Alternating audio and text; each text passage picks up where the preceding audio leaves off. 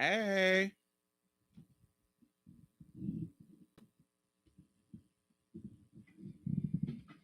my name is Diamond Styles. I am the executive director of Black Trans Women's Inc. and the host of Marshall Tate Podcast. We're going to be talking about fake allies. We're going to be talking about co-workers and whatever else we want to talk about. Hey, Brianna. Hey, TG. How are you?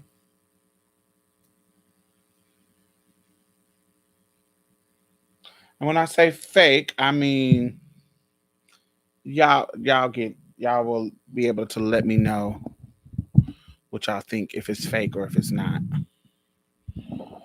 Hey, Andre, Randito, Serenity, Devin, Lovable. I haven't seen you in a minute, Lovable. How are you? Lovely Claudia Jordan Tees. Very that. This one is a little bit more nuanced, I think. I think. I'm not. Y'all give me y'all opinion. Hey, Alexander. Got some pears.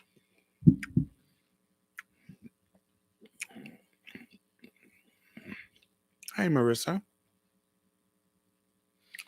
I see you brought Kate and Ashley out. Who is Kate and Ashley? The twins, honey? The twins had a good day today, honey. I'll talk about that in a few. Um, doing well, boo. I am good. Hey, hey, Brandon. I really had some really good day. Like not an average. you know, I had a really good day with some great news and yeah, some random good happenings. The girls are girling, yes. Ah, let me scoot the mic over so they can not be blocked.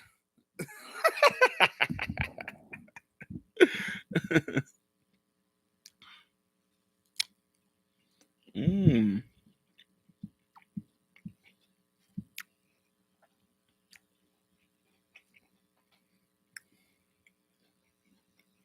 Hey, Sin, what do you think of Summer Walker and Adele's new single? I don't like Adele's and I don't like Summer Walker's. And it's sad because I was looking forward to both of those.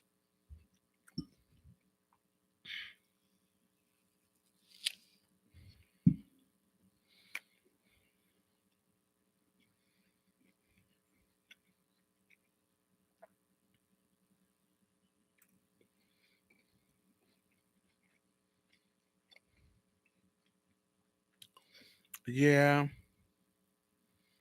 yeah, I didn't like it. I don't like either one, unfortunately, because I was looking. I don't know. Summer just seems like a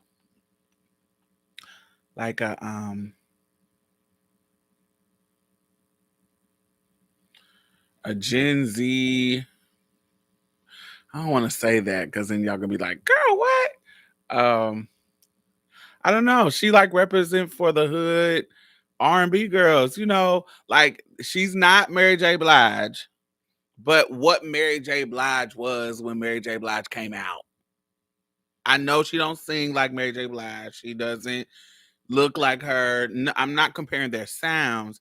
What I'm comparing is what Mary J. Blige represented when she came out. That's what, in my mind, Summer Walker represents for this generation. She's like the bangy R&B girl. And I live. She can sing. She gives you a number. I don't know. I just like Summer Walker. I really like her.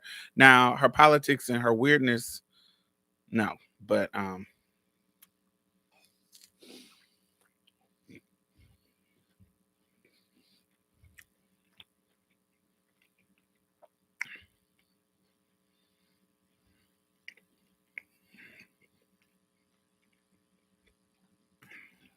mm, yeah.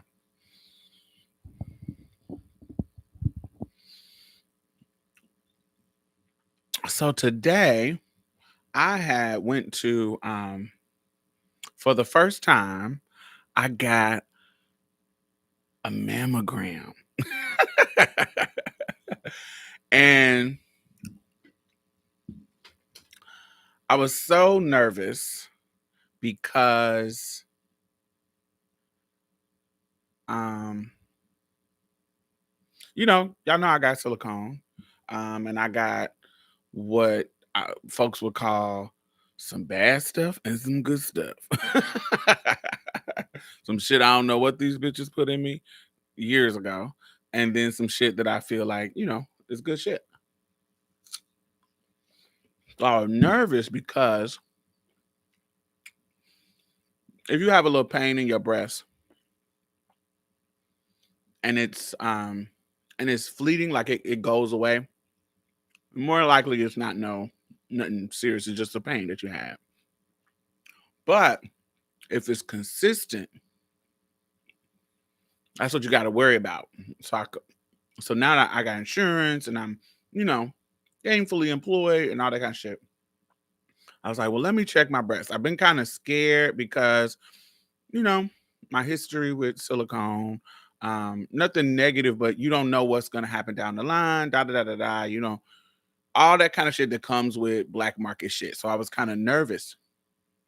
My family has a history of breast cancer, and I was getting this kind of consistent pain. Like it started probably like, I want to say it was definitely pre-COVID, like 2019. It started to be like, if you know how the doctors be like, what's your pain level from 1 to 10? And so it was like a 2. It just was a constant annoying on my left breast. Just a constant little, this is kind of feeling weird. Um, Not like I said, it's a 2. It's not like a, oh my God, it's not like that. It's like a little 2, just a little discomfort. And for the past 6 months, well, no, probably past a year, um, it has grown to like a 4. Like it has grown, like, what the fuck? It's like, ooh, it's kind of feeling kind of weird. So I was like, oh shit, I hope I don't got no motherfucking cancer. Cause girl, that is late. Girl, my life is good. That would be like, what Alanis Morissette said, isn't it ironic? When everything's going right. Life has a funny way of sneaking up on you when you think everything's okay and everything's going right. It's that kind of moment where it'll be like, oh, your life is good, girl. Boom. Deal with this. That type of shit. So I was like, oh God. But I did turn 40 this year. So I'm like, okay, you got to get it together. Because one thing about mother cancer is if honey, you wait too long, girl, it's too late. So if you catch it early, you can be like, we can catch it and wear it out. So I was like, all right, so let's get it. I was in high spirits because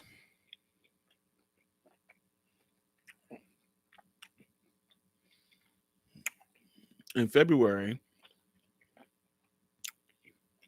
I got tested and my results was sickening. So everything was good. I was like, okay, so I'm gonna try to get everything that I was worried about. Because I was worried about my results because I was playing some wicked games I wasn't supposed to be playing.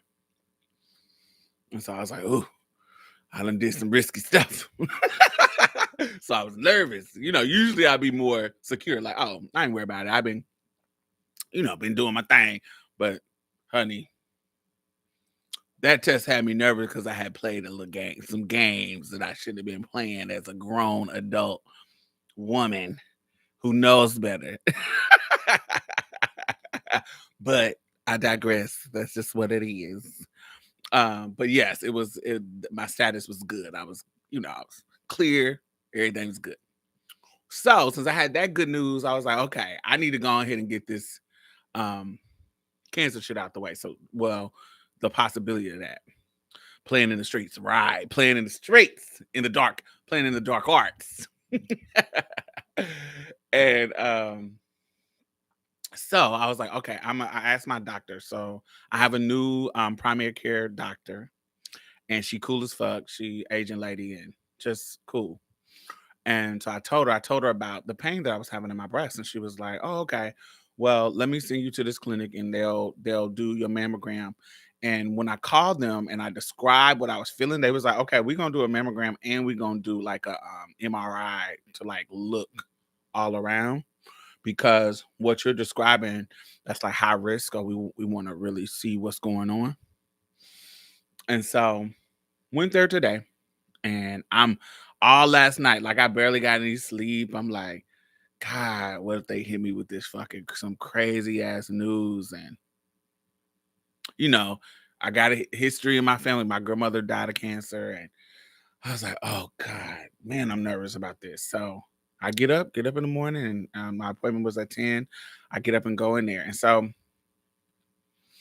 go in there. They all nice, and the lady. I go into the. She leads me back to the room, and there's this big ass machine that if you never got a mammogram, it's this thing that they have your titties laying on. You take your shit off. They do one by one. So you take this part of your gown off, and you put your titty on the little table, and then there's a little thing that push down on your titties. So your titty is on the little table thingy, and she's moving it up and down and around and moving you around so it can get a clear picture of what's going on in your titty. And so it doesn't hurt. It doesn't hurt, but it's strange because you got this woman that you don't know um just grabbing your chest and and pushing it and doop, doop, doop, no, turn this way and and you like, oh, move forward, breathe, don't breathe, breathe now, breathe regularly, stop breathing. All right, I'm gonna take a picture from this angle, and then I'm gonna turn it this way, and it just your honey, she's slanging your titties everywhere. I needed to charge her my rate, child, and it's just awkward. And so then she's like the nurse people. Um she's like the nurse or and so she takes your results, your picture to the doctor, and the doctor comes in and tells you what they see or whatever. So when she does both of my breasts, she's like, "All right, I'm gonna show it to the doctor, and then the doctor will come in and talk to you." And so we sit and so now you're in the room by yourself, sitting, waiting on the results of what the doctor gonna say. And then you feel a little bit of, well, I don't want to say you, but me. I felt, you feel a little bit of shame because they can't ask you crazy ass questions. And I felt the urge to want to explain, like, honey, why you get this silly? I know they thinking that I'm thinking that they're thinking, why you get this fucking black market silicone, and judging you in regards to that. And I'm having all my response, my responses ready of, why I would take this risk. And I'm like, it was a different day, it's a different time. I was a poor young trans woman. I just wanted to be a girl. And this is what I had access to. I was ready to give responses, but the doctor ain't gonna ask you all that bullshit. They don't care. They're not gonna ask you all that shit. She came in and she says, "All right, Miss Collier." She said, "All right, darling, we looked at everything and we see the silicone granulomas. We see we see it, but there is nothing in there that is abnormal that we would have to do anything to. Um, the silicone has capsulated, and what capsulated means is when you put something in your body, like even like an implant or anything you put in your body that's a foreign substance that's just there, your body wraps does I don't I can, I'm not a doctor, but basically it does something to insulate it. It encapsulates it and wraps around it so it can be like, okay, this is some foreign shit and we can't push it out, but it really kind of not supposed to be here, so we gonna encapsulate it. That's the best way for me to describe it, the way they described it to me. She was like, everything that we see is, just your silicone has capsulated. And she was like, it's been 17 years since you got silicone. It's not like I went and got silicone last week. I got silicone. The first time I got pumped, I was 19. The next time I got pumped, I was like 23. And then the next time I was like 24. Um, and so, and then she was like, you know, she was like, everything you got going on isn't is it's let's just say it's where it's supposed to be. Like it's we don't see any in the muscle. We don't see anything anywhere that it ain't supposed to be. Like it's we see what it is, we see it there. We don't even feel like we need to give you an MRI because we can literally see everything. It's just like little um she was like, you can just see it. She was like, you can just see it there. And she was like, and the nurse was telling me, how does it feel? Does it feel like I needed to get it? Do I want to get it removed? And she's asking me questions in regards to like how it feels. And so when you feel my chest, it just feels like soft. It's not rocky. It's not you don't feel like it's not like stones in a bag. It's soft because I have a lot of soft silicone.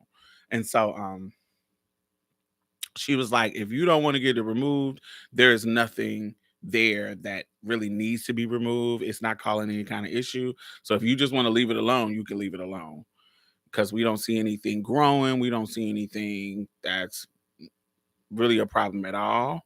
Now you know better. So it was a South Asian lady, and she was like, you 40 now, so that was some in the past. I wouldn't suggest doing anymore, but leave good enough alone. And she was like, everything looks fine. It's nothing crazy. So I was like, woo, great. So the girls are fine. The girls are fine. I was really, I what I was, I was, that was the worst case scenario, like having some kind of cancer, but also the removal because I like my titties. These girls are beautiful. I love how they look. I love how they hang. I love my titties is if we talking about, body parts. I like my ass too, but my titties is like, these are the girls, honey. And so if I had to get them removed and how the girls get it scraped and all that kind of stuff, I don't be liking how the shit look. They be looking. I think implants look hard. I think they're pretty because they're sitting up and they're kind of, I think that, but they be looking hard. And so you know, I wanted the reason why I went for a silicone. It wasn't just because it was more accessible, because I could have got some implants later on in my life. But I just liked how I wanted that natural look, the natural fall, the natural sag, the natural, I just wanted that kind of natural look. And yeah, it was that's what I wanted. And so I like my titties. So I would have been mad if I had to get it scraped out, if I had to do that, because my titties would have looked weird. I don't like that.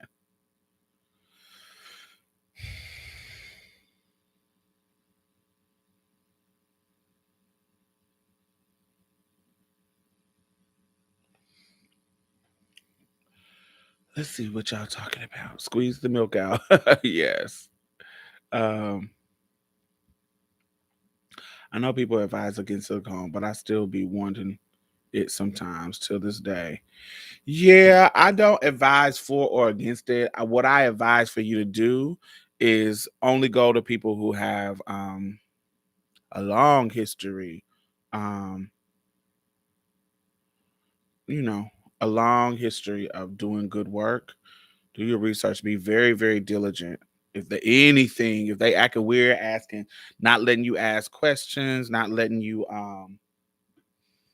anything like that, you gotta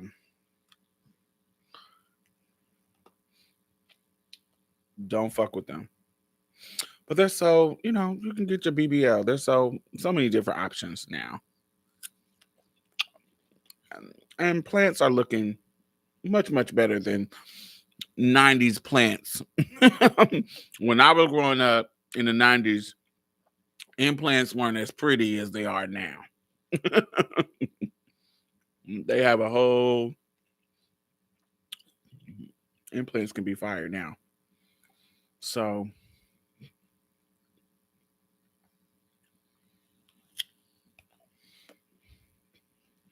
don't go to Miss Orlando. It's the hydrogel for me.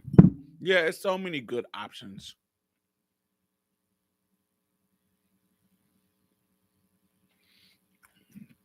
I got BBL this year and it's giving girl, but I was slim to begin with. You didn't have enough fat to transfer?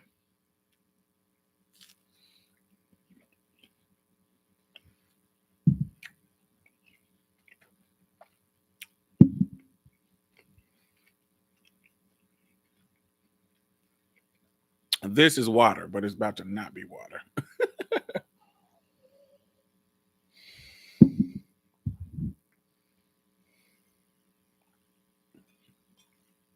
Hendrick's Gin. We love an old nasty gin and tonic. Would you ever get Botox? I don't know. Maybe. Hey, Halo. Maybe. I won't say I'll never do nothing. If I'm a girl who believe in a little sprucing up.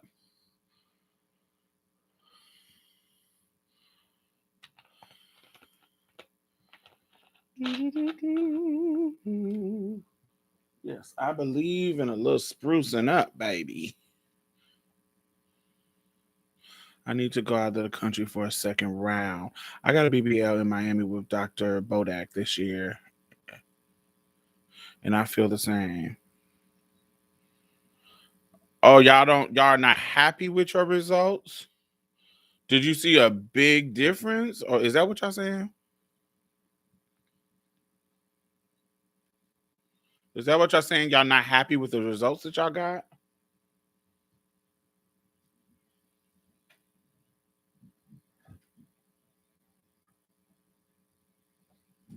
Were they not aggressive enough?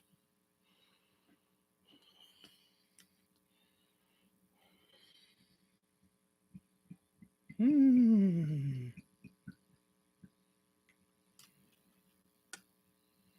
Oh, you want more body?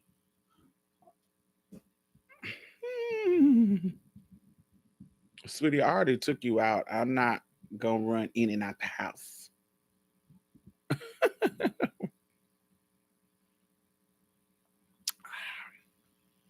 Woo! Yes. All right. Oh, we 24 minutes in.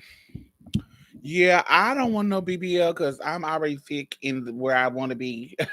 But I do want some lipo, child. Don't put it nowhere. Just throw that shit in the trash aggressively. I do want lipo.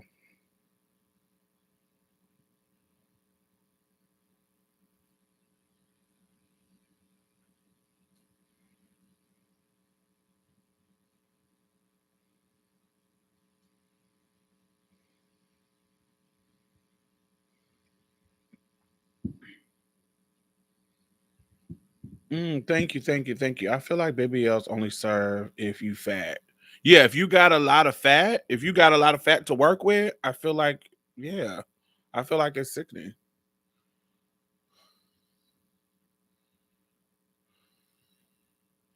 The lipo part is what hurt like hell. You wasn't asleep? Oh, when you woke up, that's what hurt?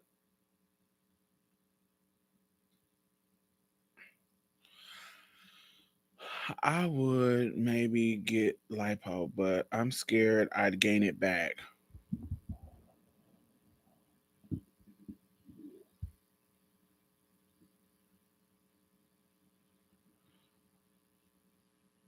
Um, I just would need them to be more aggressive. I just want whoever is doing my lipo to be aggressive because we only have a certain amount of fat cells in our body, and if you pull them out, they gone. It's not like you getting more cells when you get big. It's those same fat cells that's getting bigger when you get bigger. And so if they snatch enough of those cells out, honey, ain't that much getting bigger in the world.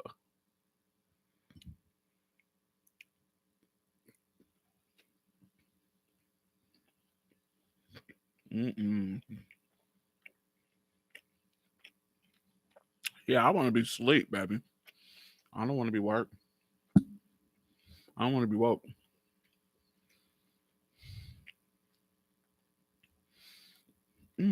What you talk about, Brianna? Who would you do a trans amorous dating show? Like who I would do it with, or would I be on one?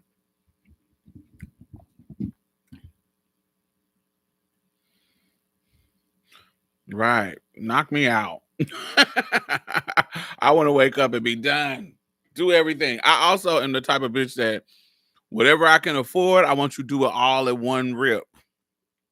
Whatever I can safely do in one rip. So if you, whatever we got to do, if I get, if honey, if I got the coin for it, do it all because I don't want to have to come back. My BMI was 35. I don't know what the BMI stuff is. Thank you, Tiffany. Thank you for joining.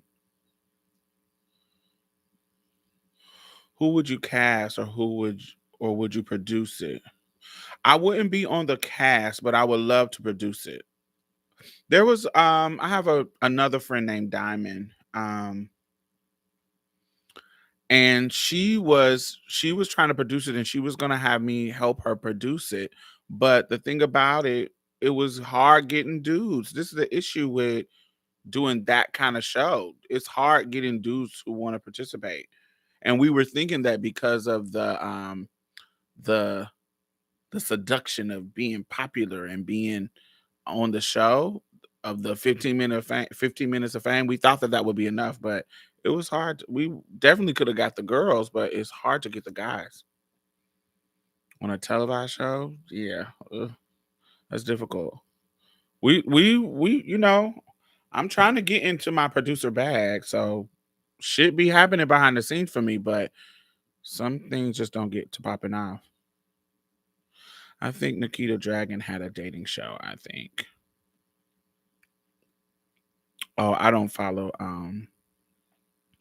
anti-black trans women, so I don't know anything about what Nikita Dragon has going on. My main thing is I was getting the Adam's apple shaved down because it's cover child work. Yeah, I never had to get any kind of like Adam's apple surgery because it just never showed. So I was like, that's a waste of money. How where my head is positioned and how my neck is, it just doesn't be showing like that. So I'm like, that's a waste of money. Mm. I have to like literally put my head back and talk deep for it to even be seen. I'm not getting any more surgeries in the US. I was quoted 20K for MMO. What's MMO? And arm lipo. What's MMO? What's that? I want to get voice film in Colombia. My homegirl got voice film here in New York, and her shit is fire. My homegirl Karima, Her shit is fire. But I sing and I like singing. I like my singing voice. And I'm scared that it will fuck up. I'm scared that it will fuck up my singing voice. If I didn't sing, I would get that. I would have got that. But my homegirl got that voice surgery and it was her shit is fire.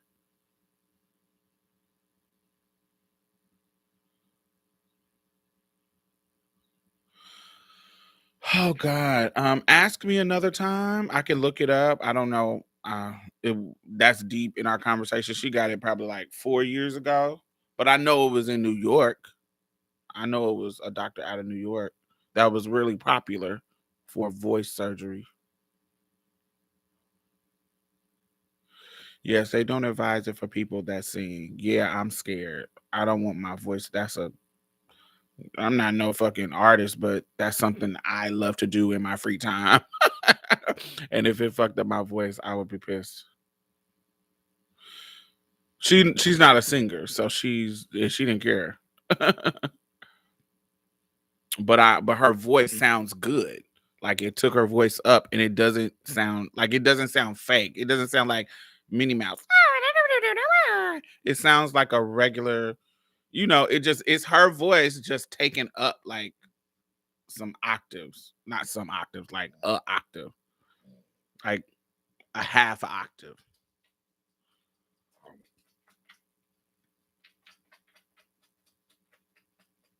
But I know they're in New York for a fact, that part. But ask me next week. I'll look it up. If I could sing, I wouldn't take that risk. Yeah, no. Um Mexico be giving them novella FFS. I don't know. I like my work from Mexico. I like it. You gotta, I don't know. I just had that. But also I didn't get a nose job. And I think the nose job is what make it gets kind of elf like. It'd be looking, I don't know. That's when it looks weird to me. I wonder how long that surgery heals for. What surgery? And healing is very individual. Everybody's healing process is very different. All right. Shit. We supposed to been started having the conversation. Um, I wouldn't advise the girls to go to Mexico for the voice surgery. I don't advise people to go to no place that you um haven't researched.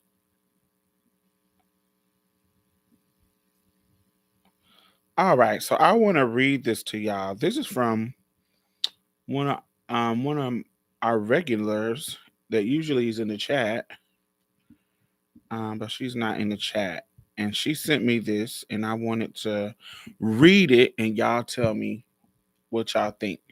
Do y'all think this is fake, or do y'all think this is legit? Not. I'll read it. All right. She says, "Hey, Diamond. I know you are extremely busy, but I was wondering if I could possibly ask for your advice. I don't have many trans elder friends. Bitch, I'm not no motherfucking elder. I'm just 40. I'm auntie.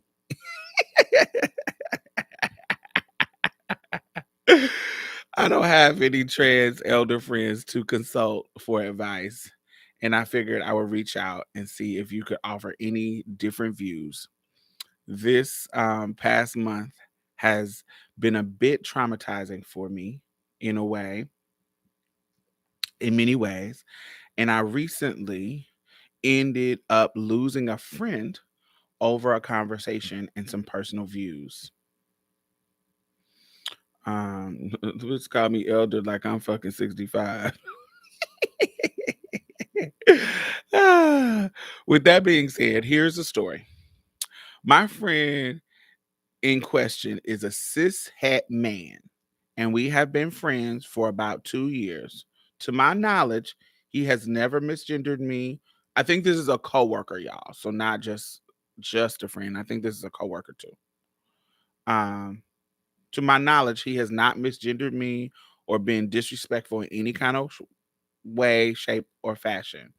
We decided to go out to a few bars and eventually landed at a gay club.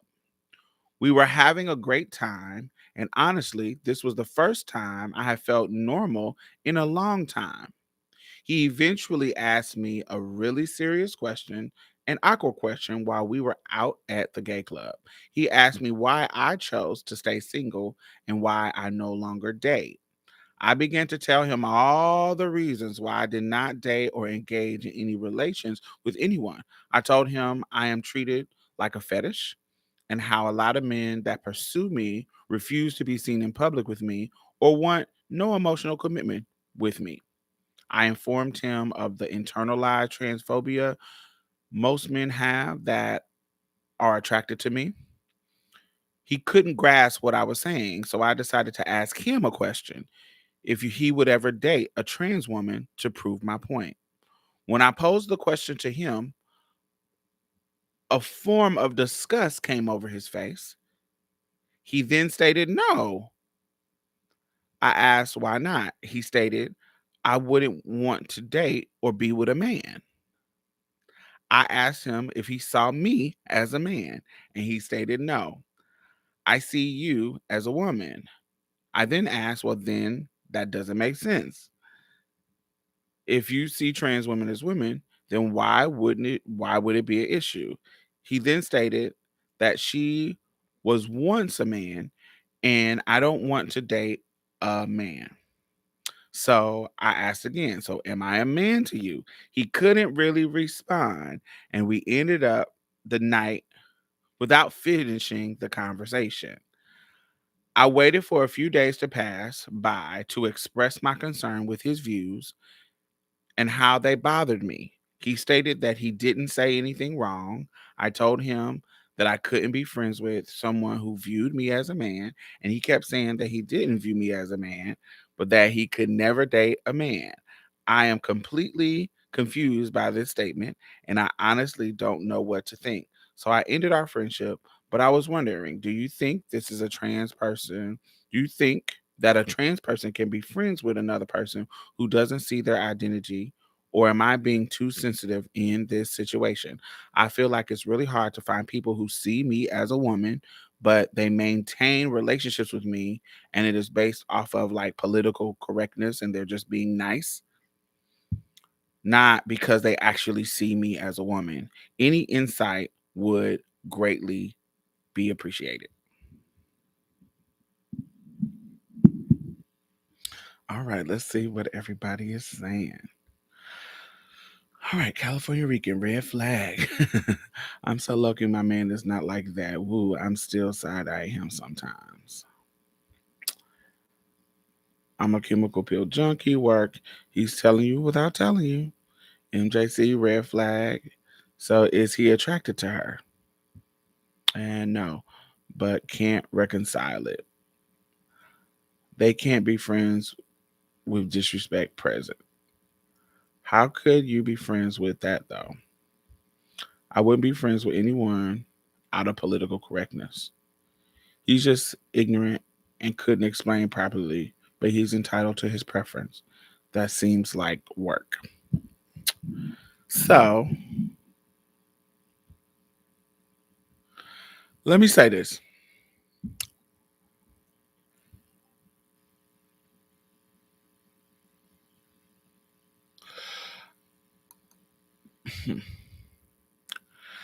I think more people than you know think of you not as cisgendered.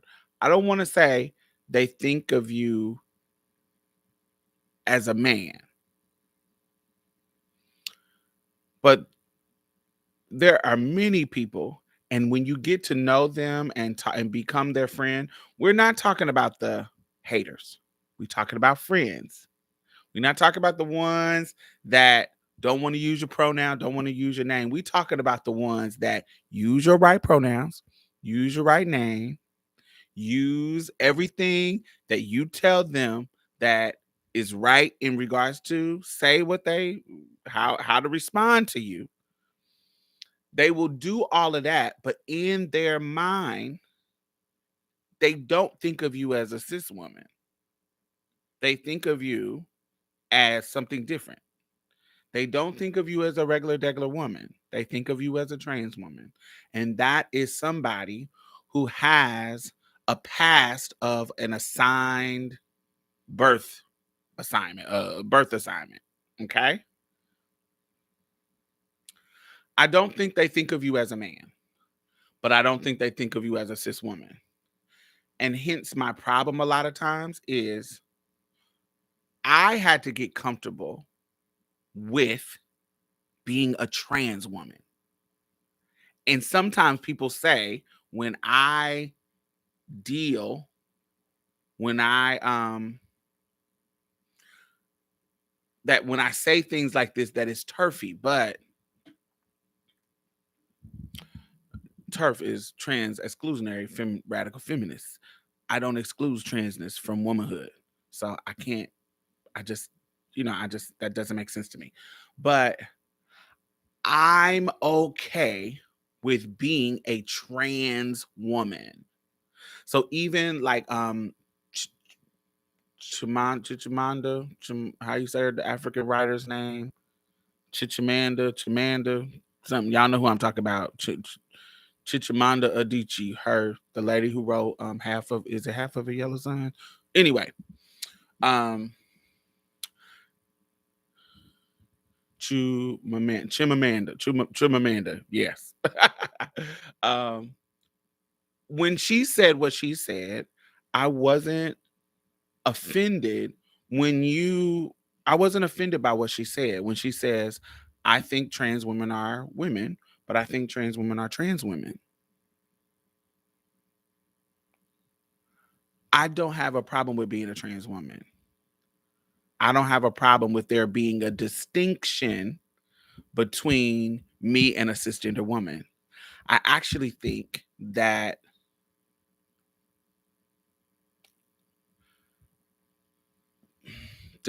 and this is where I might not align with the trans community. I actually think it's internalized transphobia that forces us to push to be, I'm just a woman. I think that my transness make me a unique type of woman in the same sense that, and it's an adjective to describe the woman, in the same sense that black is an adjective to describe the woman. White is an adjective to describe the woman. Fat is an adjective to describe the woman. It's an adjective. Trans is an adjective that indicates something. And it's okay for me to be a trans woman. And so,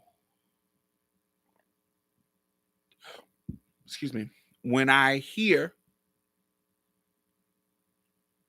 this situation with him, I think his language can be tweaked, adjusted.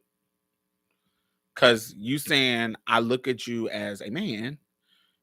Well, he wasn't directly saying that. He was like he didn't know how to word that. I don't look at you like a man, but I don't think of you as a cis woman either. I know what you were assigned. I know your journey to get to your womanhood right now. And that journey is not something I want to be involved in. Now, we can have the whole conversation about is my preference is not being with trans women, transphobic and da da da da. I think that's another thing that I don't align with our community with. I don't think the preferences of not wanting I think of it like how do I say this? There are certain things in the world that I know for a fact, me, that I'm not ready to deal with in a relationship. I would never, and this may be ableist, but I would never date somebody in a wheelchair. I'm not ready for that. I don't have the mind for that. There might be a situation where I'm forced in it. There might be a situation where and it may be problematic, but I know who I am and I'm not ready for that. Am I going to treat them bad? Am I going to do something negative, or not respect their mind and not respect and want them to be um treated well and want them to find love? I want them to have all of that, but I don't want to be in a relationship with somebody in that regards, in that situation, because I'm not ready for that situation. I'm that's not something that that's not what I that's not something that I want to have to deal with.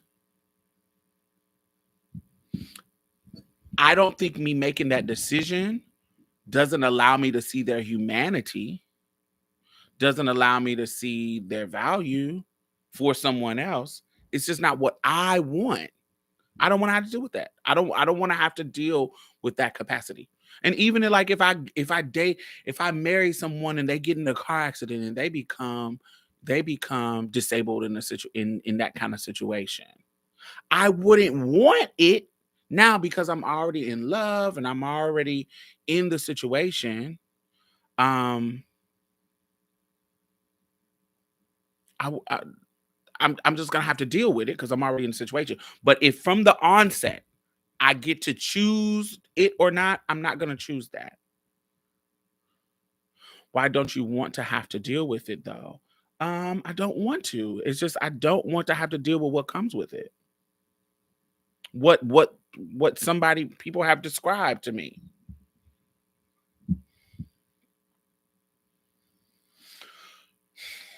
Would I be offended? No.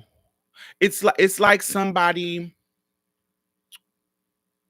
it's like colorism.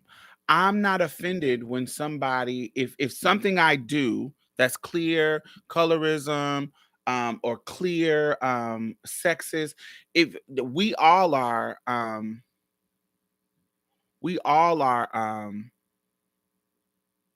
dismantling these systems. We all are on different journeys in that regard. And so what comes with it? The adjustment to your life. I like to do things that requires movement and requires us to do certain things, and having to adjust to that disability. I don't want to have to deal with that. Um, just the adjustment that you got to make. It's something that you have to deal with. It's something that you have to make adjustments for. And I'm not doing it. I wouldn't choose to. If I was forced in the situation because I was already in a relationship. What no no no. It is very, very broad. But I said something very, very specific. I used an example that was very, very specific.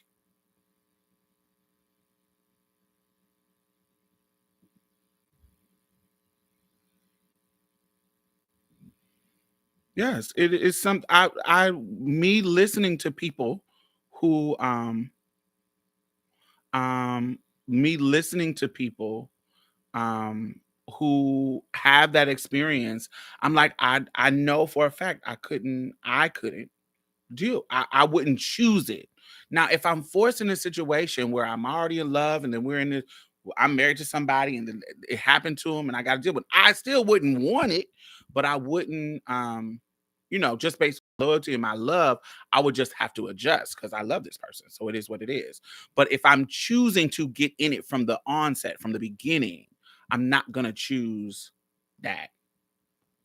Can that be problematic? Sure. Can it not? Can it be problematic? Sure. Um, but I get to make that decision. I get to make in the same way I don't want to deal with dating a white man and having to deal with navigating him dismantling racism. I don't want to deal with that level of it. I don't want to deal with that.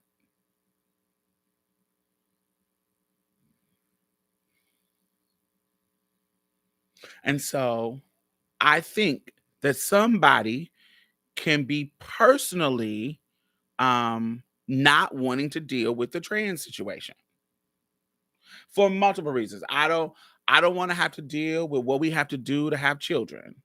Uh to go through the hoops that we have to go through for me to have a family. When I can just get with a cis woman and have a family in the regular kind of way. Now, if I get with a cis woman, she can't have children, and I don't know about it, then that's a whole different thing. But when I'm with you, I'm literally choosing. I know that I'm not gonna have that option. And what if I don't want to deal with that? I don't think thinking about those things is negative. I don't think that it's I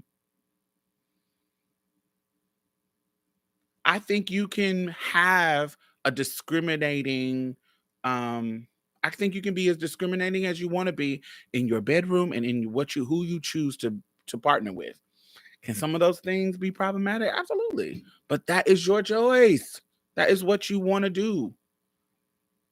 I think it's a problem when it goes out of when those biases go it get start affecting people outside of your relationship. Like when you start, when it starts coming out in who you hire, who you fire, who you give opportunities to that don't have anything to do with your relationship. I think that's when it becomes a problem.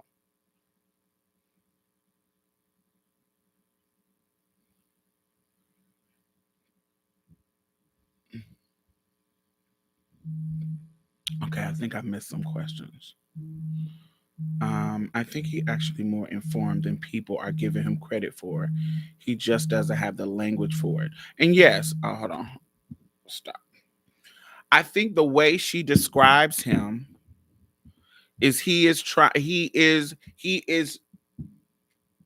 and I think that there are more people in your life like this than you think. Because if you notice, when motherfucker, you can have somebody that's respectful as hell to you, but when you get them angry, they quick to call you a man. They quick to be disrespectful because that's what they really think.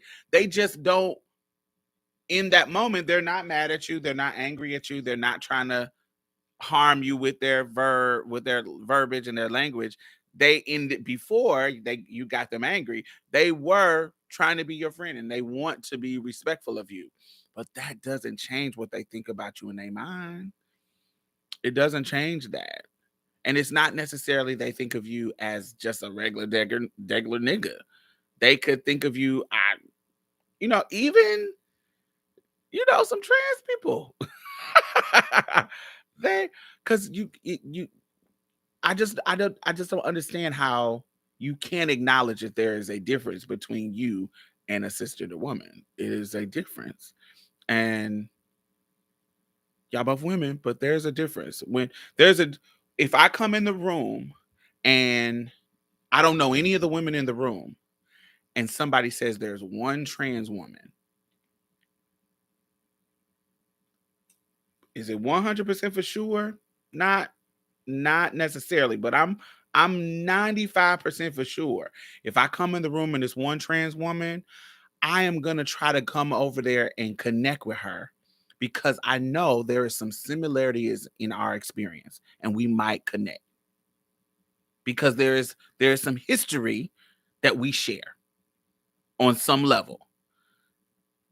And the rest of the women in the room, there's some history that we don't share.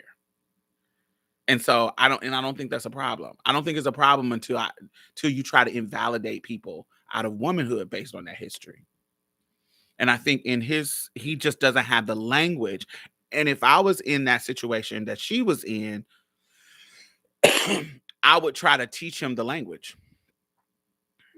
Because if he's been cool with you all this time, respecting your pronouns, never disrespecting you, clearly, I know the impact on you because you have been harmed by this, maybe a little harsh, but clearly he wasn't trying to impact you in a negative way. So if you wanted to still be his friend, you could have made this work and teach him the language. Um, like you ain't a woman. Mhm. That sounds weird, but Not preferring a trans woman is not transphobic in my opinion. I it's a lot of people say that, but it's not my opinion either. I finally caught you live. Hey, Vane. I wouldn't date anyone in a wheelchair either. Sorry. I'm not really sorry about it. I'll be honest. That's what I'm saying it publicly. I'll be honest. You don't know how many times I'm on one of these dating sites and a dude hits me up and he's in a wheelchair and I don't respond because I don't want to waste his time. Most preferences have problematic roots.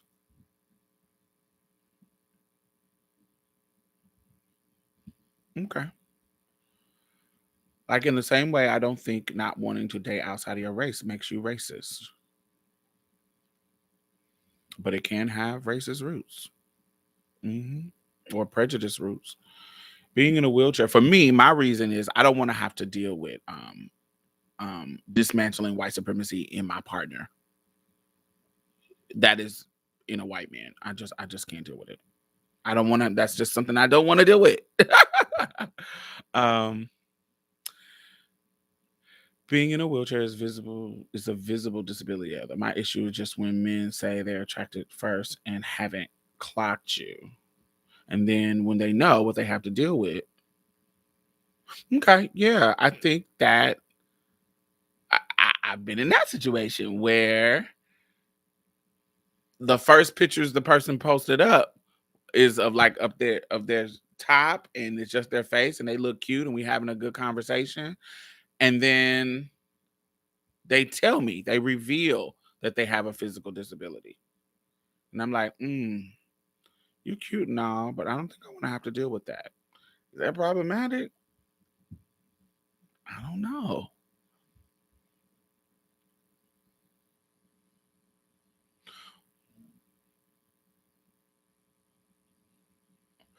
But didn't the person say, why would I want to date a man? Boom, that's a very direct, but I think that's a language thing because he was also saying that I think of you as a woman. I have respected your pronouns. I have respected your name and everything. This for 2 years now. So I think that's a language thing that he can be taught out of. I like that this conversation is great because I see all sides. Yes, definitely. I think it's like why deal with something that could be more complex if I don't have to. That too. Like it is there is there's certain complexities that I can deal with. There are certain complexities that I cannot. And I know who I am enough to be able to um um know that I can't deal with certain things. You have to be if it's a mental disability, it has to be something functional. Like, I've dated somebody bipolar, but is that a disability? Um, yeah, if it's impeding on our life in on my fantasy of what I want, however that may be, whatever fantasy that I want in a relationship, whatever goal, let me not say fantasy, whatever goal that I have that I want this relationship to be, if it's impeding on that, I don't want to deal with it. And I'm not mad at somebody else making that decision to not want to deal with it either. To you, equate someone saying they don't want to date trans people on the same level as saying they don't want to date a particular race? Yes. And yes, and I think that sometimes that is problematic. I think sometimes it's because they're racist. And I think sometimes it's because they don't want to, like me.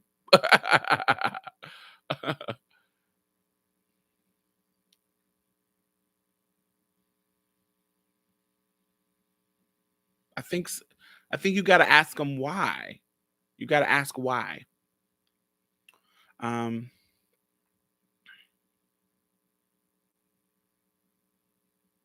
I also understand people feeling some type of way when they find out more, and then anything they're being tolerated. But that's all we can ask for: human tolerance and respect. I think there's a difference between respect and being fake disingenuous. A dude writing me right now is in a wheelchair, ironically. He is so cute, but it's not my preference. Honestly, I love your honesty. Thank you. Let's see. Why I just meet people on Grindr? They know what it is. Do you ghost them? If I clock it, okay, this is the thing. If I clock it, I want, because we're on a dating site. Now, if we're out and we're talking and like, and I know and I see, it's not like I'm gonna be like, oh, I'm not gonna talk to this person. No. But if we're on a dating site, I know what my goals are on this dating site. So I'm not gonna even respond. But the dude who I was talking to, who I didn't clock, he didn't tell me, he didn't have pictures of himself being in the wheelchair. When he told me, I was like, oh, okay. And we continued to talk, but eventually the conversation is gonna die out. It's like it's like when a dude, you ask him for he fine, he's sexy, da da da da da, and you ask him for some dick pics and that dick little. I'm not gonna stop talking to you in the moment. We can still have good conversation, da da da da. But it's eventually gonna get to the point where you're asking me, when you gonna have time for me? When you gonna spend time with me? And I'm gonna have to say, that dick is little and late. And I ain't really into no more. You're gonna the dude is gonna force me in that situation. That has happened. I'm gonna be forced to have to say why I'm not interested in meeting or why I'm not interested in whatever. Are you trying to hang out and be cool and have fun and be friends? Then yes, we can do all of that. Yes, we can be friends and we can hang out and we can do all that good stuff. But but I'm not gonna waste your time. If you're trying to say I want to be with you, I'm gonna be like, no, I can't deal with that.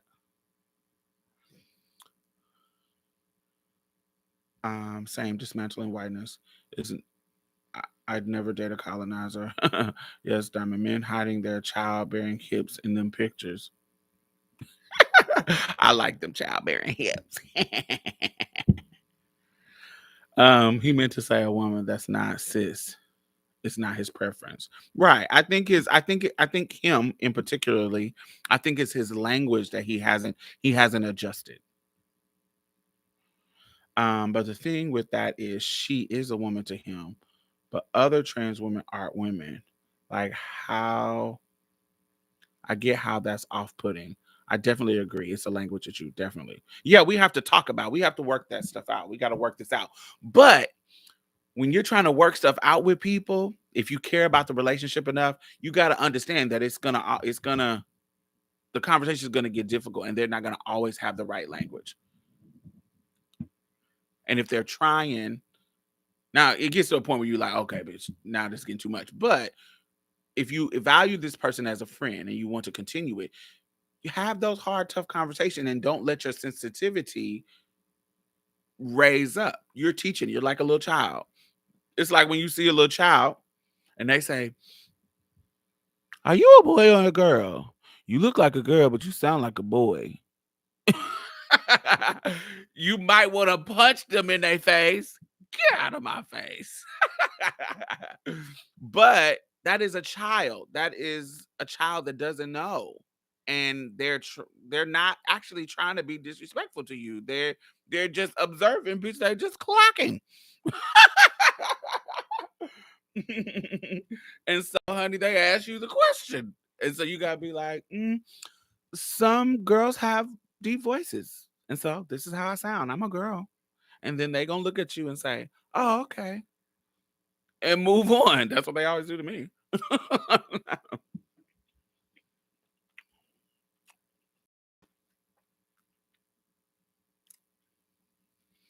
It's a compatibility issue. Makes sense.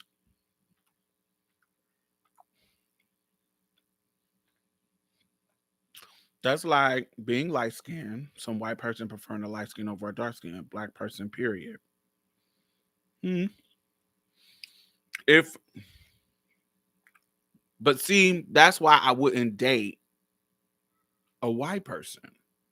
Shit like that. I don't want to have to navigate that. If a white person said, "Oh yeah, I really, I think you're beautiful," um, I usually date lighter complected women. I'm gonna be like, it's really hard for me to. I don't want to navigate that with a white man. I just don't. I don't want to I don't want I don't know. I don't want to have to worry about, is this a fetish? Is this some bedouin shit? I just don't want to have to navigate it. I just don't. I don't want to have to navigate it. Are there amazing potential white men out there? It could really, because it ain't like these niggas is fucking giving me amazing options. But um is it some amazing white men out? Maybe. I see girls with white dudes and I'm like, oh man, you really found you one. It's just hard for me to deal in the idea of dealing. I just can't. I just don't want to have to do. That's something that I don't want to have to deal with.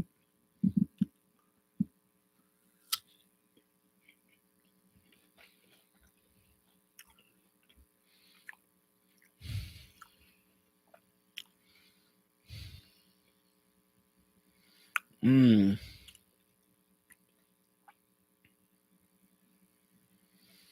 But also, like for some people, like I don't want to teach no grown people that too. Sometimes it's if you value the relationship. There are some people that I don't care. I'm not teaching you shit because I don't really care. I'm not. I'm not. I don't care about the relationship. But if you are emailing Diamond about this relationship with this dude who's been your friend for 2 years, and you care about the relationship because she's asking, she was like, am I tripping or am I da, da?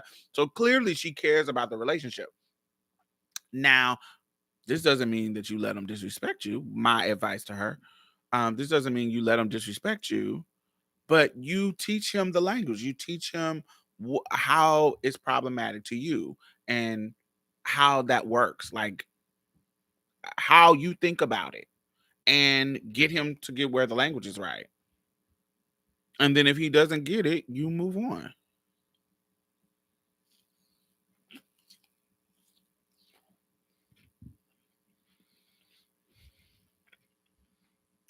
Hey, Nehemiah.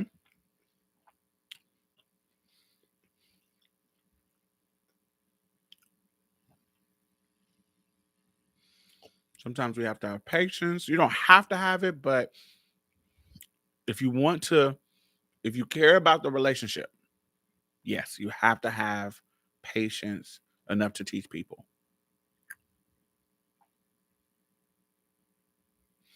I just tell them, look at Uma Thurman's feet. Nordstrom Rack is for the girls. You silly. Yep. Then you might find out they're racist too. I found out one was he was white and Mexican. Would you navigate colorism with a black man? I do not date black men who verbalize, I prefer red bones. Like if they say something like, yeah, I only fuck with light skinned bitches, or I only fuck with light skinned chicks, and I like people, I like black girls like you red, you light skinned. Any type of language like that, it to me triggers my mind that you are a colorist, and it turns me off.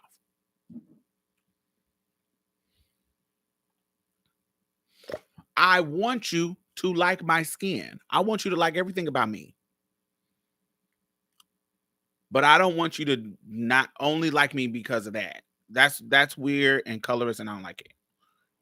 When I was younger, I didn't think about it. I just thought about I didn't think about the inner shit with that. I thought about it as um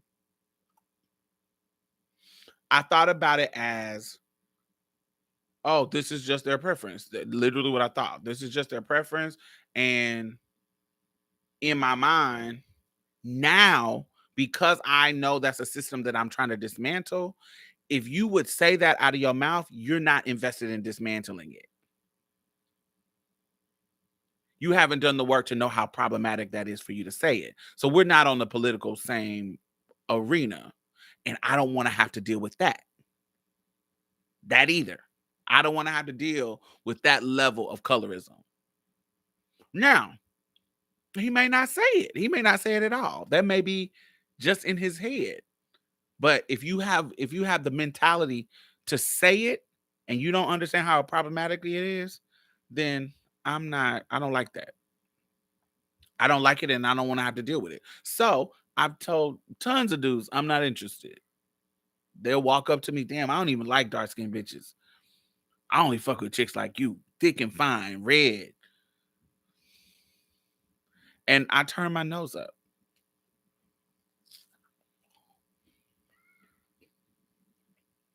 Would you date a trans man, Diamond? I am married to a trans man. Would I date one? I have dated one for 3 weeks. It didn't work out. Um, yes, I would date a trans man. But in my experience, trans men, the ones I like, don't like me. And the ones that like me, I don't like them.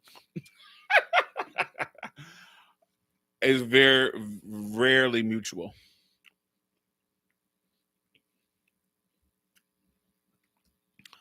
I don't mind teaching when someone I care about, genuinely ignorant. Yeah, I'm gonna have patience with somebody I care about.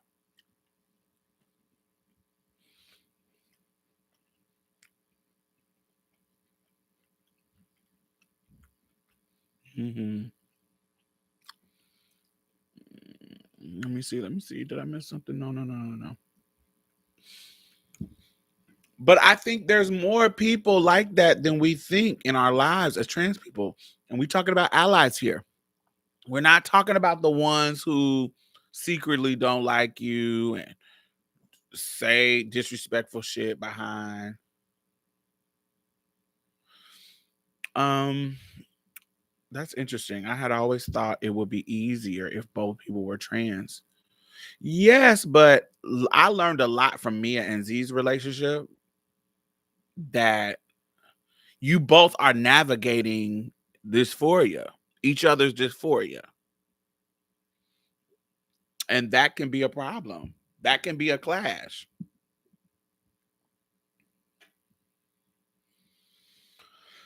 They may have never been invested in exploring it more because they've never really encountered a friendship or a relationship with a trans person. That's an odd question to me because, like, obviously. Oh, I don't know what the question was.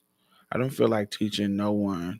It's enough info out there that if you're truly interested. Oh, that makes sense. I think Davina, that is fair. I think when you say I don't feel like teaching, that's like me saying I don't feel like dealing with that shit. You have set a boundary. You don't feel like dealing with it. You like I don't feel like teaching a motherfucker about transness at all. So you got to come with a certain level of education if you want to fuck with me. And I think that's fair for you to say. I don't think that that's wrong. I think that's fair for you to say,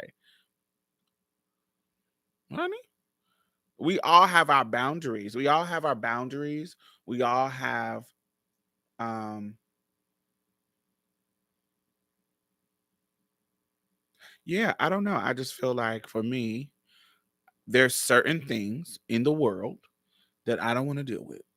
And I don't get mad at people.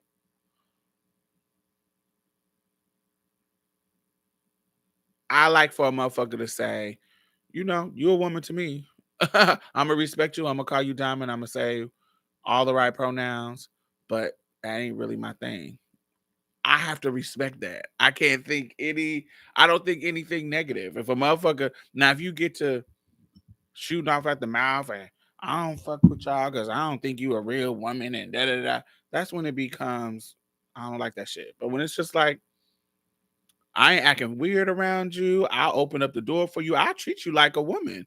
I treat you like a cisgender woman. I'll open up the door for you. I'll use your right pronouns. I don't say nothing disrespectful. You with the girls. I might send y'all some drinks at the table. Send all of y'all some drinks at the table. Da da da da. But if I know you're trans, I don't want to deal with that. but I'm not gonna treat you bad. I don't want nobody else to treat you bad. I met niggas like that, and I know I'm cool with them. Like I think they cool. I don't think um that's what a secure cishet man is gonna do, right? That's what it feels like. It feels like a dude who is secure in his identity, in his sexuality, is secure in everything that he wants to do. I feel like he can say, that's just not my preference. I'm not gonna treat you bad. I'm not gonna disrespect you. I'm a hood because I'm gonna say all the things I'm supposed to say, but I don't want to be in a relationship with you. I could be your friend, I can be respectful to you, but I don't want to be in a relationship with a trans woman, or if they're a cis woman or with a trans man. And I think that's I don't think that that's a problem.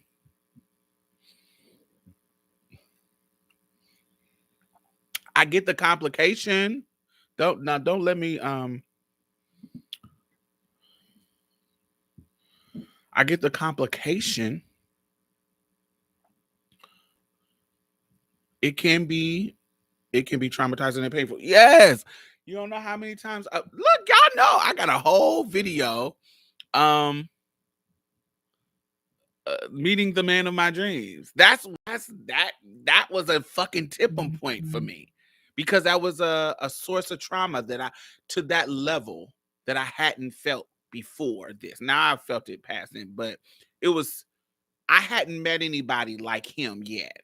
Usually when dudes I meet them and I'm getting to know them, I don't really like everything about them. Like they probably dumb and I'm just trying to have, or that story, meeting the man of my dreams, that story was the first time that I met a dude that I liked how he looked. I liked how his mind worked. I liked how he treated me. I feel like if I was a cisgender girl, me and him would still be together now. Because of how I had never met anybody where our chemistry was just like boom, like that. And our chemistry was just on. It was just on. Like how he thought about things, how he treated his mom, how he treated me. In it was just wow. It just I hadn't felt that before. Prior to that, it was just, I like him, I'm attracted to him. Da da da da. There was some things that were wrong, but that was the first time that I was like, damn, everything about this was right. Like, whoa. And then, when my tea came out, I can't fuck with it. Is that hurt? Does it hurt? Sure. Fuck yeah. Is it sad? You like, why? Is it sad? Sure. Hell yeah. It makes you feel bad. It's like, damn. It's that barrier. That barrier. You like, why don't you give it a chance? And I know you felt this. I know you felt that connection. And you know, does it feel bad? Fuck yeah. But if they don't want to, if that's their boundary, that's their fucking boundary. I have boundaries that I have. And I can't get mad at somebody for having boundaries that I am not included in. They have the right, particularly romantic, like in the romance and in the bed, and who they want to have sex with and who they want to be in relationship with. I feel like they have a right when we talk about consent. Now, usually when we talk about consent, it's like on some rapey shit, but it's a boundaries too. It's like, that's not really. I don't want to deal with that. I don't. That's not something I want to deal with. And there's a lot of situation. I know people could think like diseases. People can think like there's so many things that somebody could not be really ready to deal with. And it could be rooted in some problematic shit, and it can be rooted in some rational shit too. I don't want to deal with a nigga with no job.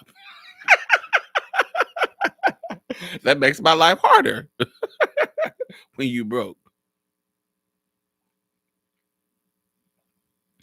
Um Maxwell, what did you say? Um But again, with that guy, even if he was into sleeping with trans women, that does not mean he respects trans women.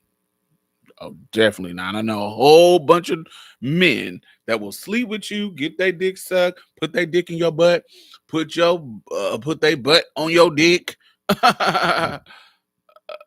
and honey, use the right pronoun and still not think of you as no damn woman.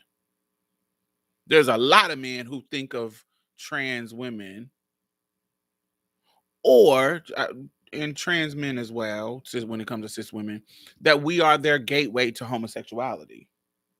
I don't think that's always the case, but I think there's a lot of men where we are their gateway. Oh, I want to fuck around, but I can't be with no regular dude because I'm not attracted to the visual of a regular dude. I'm attracted to the the visual of a woman, and you got the visual of a woman, but you got that piece, so you got a penis, and I've been curious about playing with a penis. So, and then that comes in. And, is this gay? Is it not gay? Is it? I don't. Just gender and sexuality is fluid, child. But that is shit that happens. It's definitely exhausting. Feel obligated to educate people when I'm just trying to do my thing. I'm tired at what point in my transition. It's it's tired at this point. Gotcha. It's annoying because you just want to vibe, be seen or heard, and to some degree be validated for who you are, or it's not being or it not being a topic at all. I don't like having to come to function with a PSA. Mm, that's fair.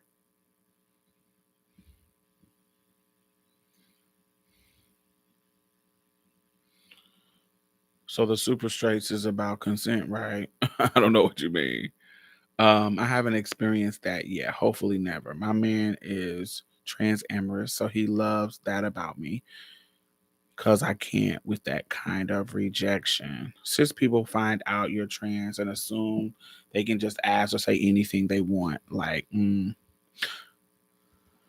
And some cis people find out you're trans and they don't care to find out about your transness at all. They like, oh, that's not really my thing. Have a wonderful day. And I don't be mad at them. I don't like the ones that wear me out in their anger.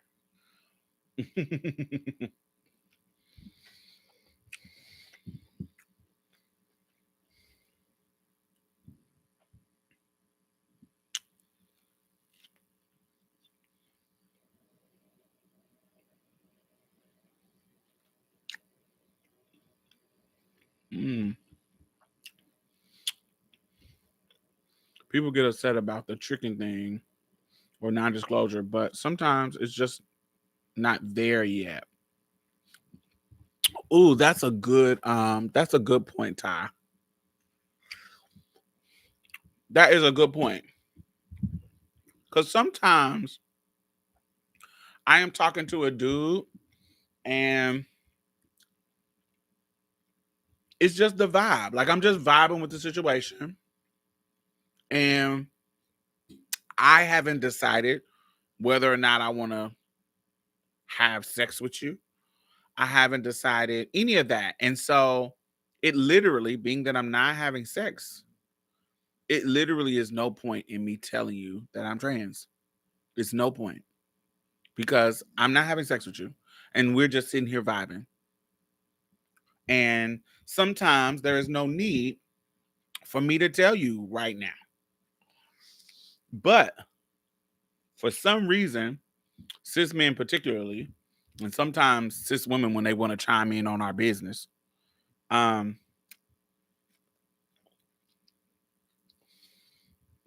they think that we supposed to as soon as I meet you, I'm transgender. No, that's not ever gonna happen for me.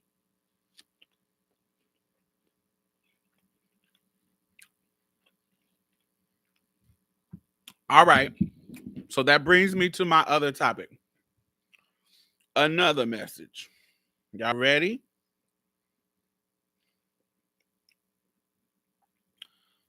Because I knew we would go in this way. Because I love it, love it, love it, love it.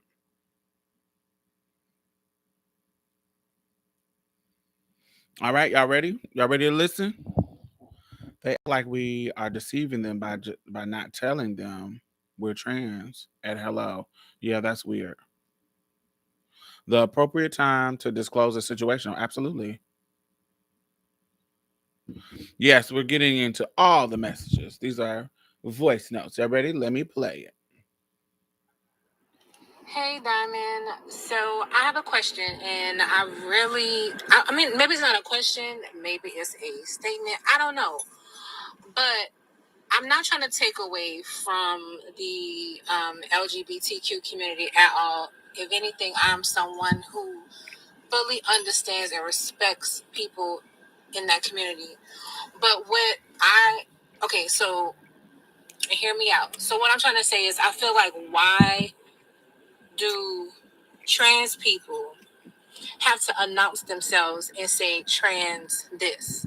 Because I feel like, if you're a woman, you're a woman. If you're a man, you're a man. And I don't feel like I have to keep on telling you what transition I went through. Like, respect me for what I am. And I feel like the only time that someone that is trans probably needs to enclose that information. So I guess what I was trying to say is that I don't feel like people who are trans have to continuously announce themselves and say, hey, I'm trans, man, I'm trans woman. No, you're a woman. You're a man. Why do I feel like I need to keep telling you all the transitions that I've been through in my life? I feel like, respect me for who I am and keep it pushing. Like, but that's just me, because I'm not going to call you, because I'm not going to think about you. And neither am I trying to say I'm trying to disclaim who you were before, but what's important is who you are now. And if you're a trans woman, you're a woman to me, period. If you're a trans man, you're a man to me. I don't have to, for me, I don't even want to say trans, but that's just me, because I respect, you know, the people who are trans. So I guess what I'm saying is, why does, or is it wrong for me to think that way? Or I just feel like I've been through things in my life, and I don't have to sit back and tell you every pedigree that I've been through. And I don't feel like it's fair to people of that community to have to tell you basic ass motherfuckers, and not like you, but you know what I'm saying, in general. Oh, I went through X, Y, and Z, and I'm this, and this, because it's already a stigma and an idea of like how you are, how you are, what you do, whatever. So like, I really don't, like, you already coming at me with like your ideas of me already. I don't even give like, I don't care to entertain that. So that's why I feel like trans people need to just be like, no, I'm a woman, and that's that. And if you want to know anything else, or we decide to do whatever we need to do, that's my business. But that's just how I feel, Diamond. I just want your input. All right. So that is a sister to woman. And you can tell that her intention is not bad. And her intention is to say, I think of y'all as women, and y'all shouldn't have to tell that y'all trans from the jump. Y'all shouldn't have to I don't gotta announce my shit. Why the fuck y'all should have to announce your shit? And as Chan said, this is why you're my favorite white person. It's given, I don't see color.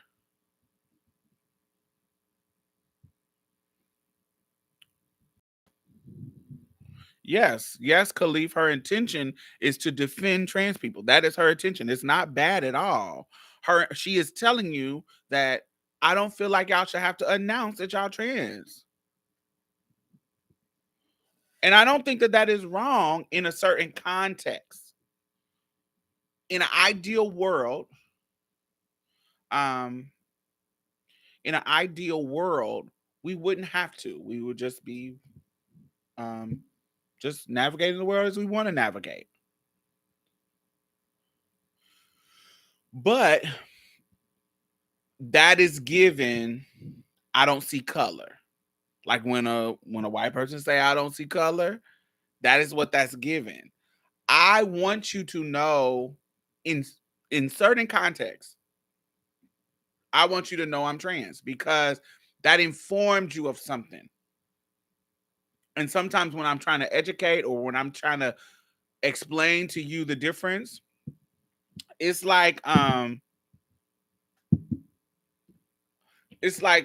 guy when you're on a dating site and the guy says, "What are you sipping on?" I am sipping on Hendrix and tonic, gin and tonic.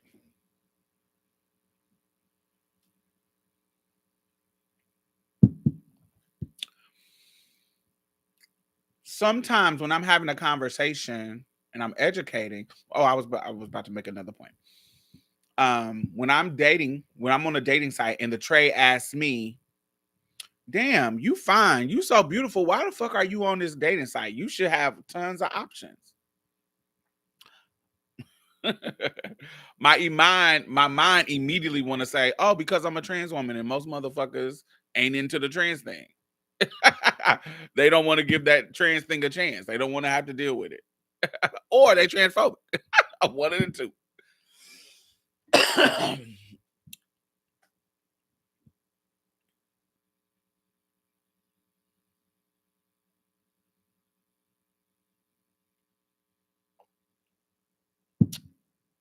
Yes, and sometimes people are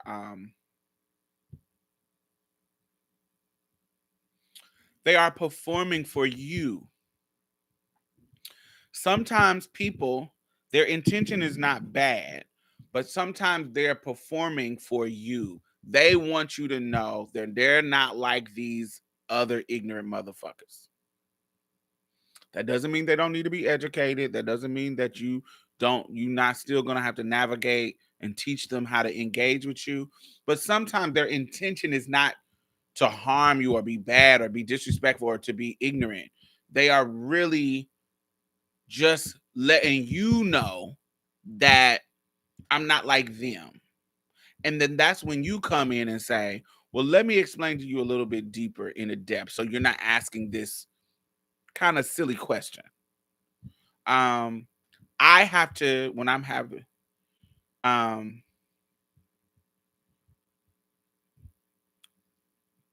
especially somebody like myself. I get shit like this all the time, y'all. Like this happens all the time. Like I'm either getting this is what I get in my inbox. I'm getting cis women doing this. Um I'm getting trans women, they having a problem and honey, they trying to get some coins out of me. um or advice or hate, motherfuckers send you hate mail. You a man, you gonna always be a man. Tranny, da da da da, hate mail, or the freaks. Ooh, you so fine. You the finest trans woman I ever seen. They lying and selling you the sun, moving moon and stars. Oh yeah, baby, you so sexy. Yeah. Hmm. That's usually what I get. So sometimes people are just letting you know that they are that they're down, that they're not as ignorant as the fools, shit like that. It's kind of a double-edged sword because there's erasure, but there's also cis people who will never let you forget you're trans, as if you could forget that.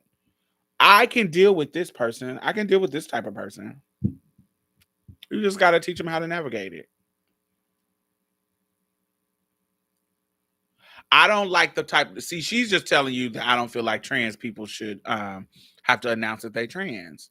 Um, she's doing the colorblind shit, but at least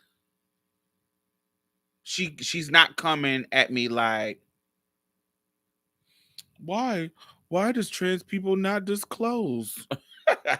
Where you're trying to act like an ally, but you're not really. You're actually arguing points of the opposition.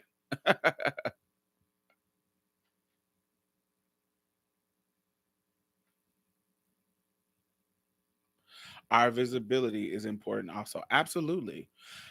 I feel like, as I said earlier, I think that there is a level of internalized transphobia, or not internalized, just transphobia, period, with the push for us to isolate and homogenize into cisness. I think there is a level of, even if it's small, of erasure of us. You're just a woman. No, I am a trans woman. I'm a woman, yes, but I'm a specific type of woman. And it's like y'all know when we hear motherfuckers say POC, but they really mean black. They don't fucking mean POC, because there is shit that black people have to deal with that POC don't got to deal with. And so when you mean black, say black, motherfucker.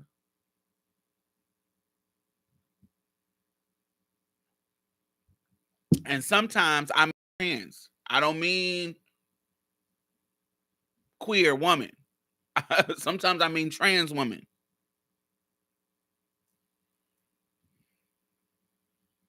Because that um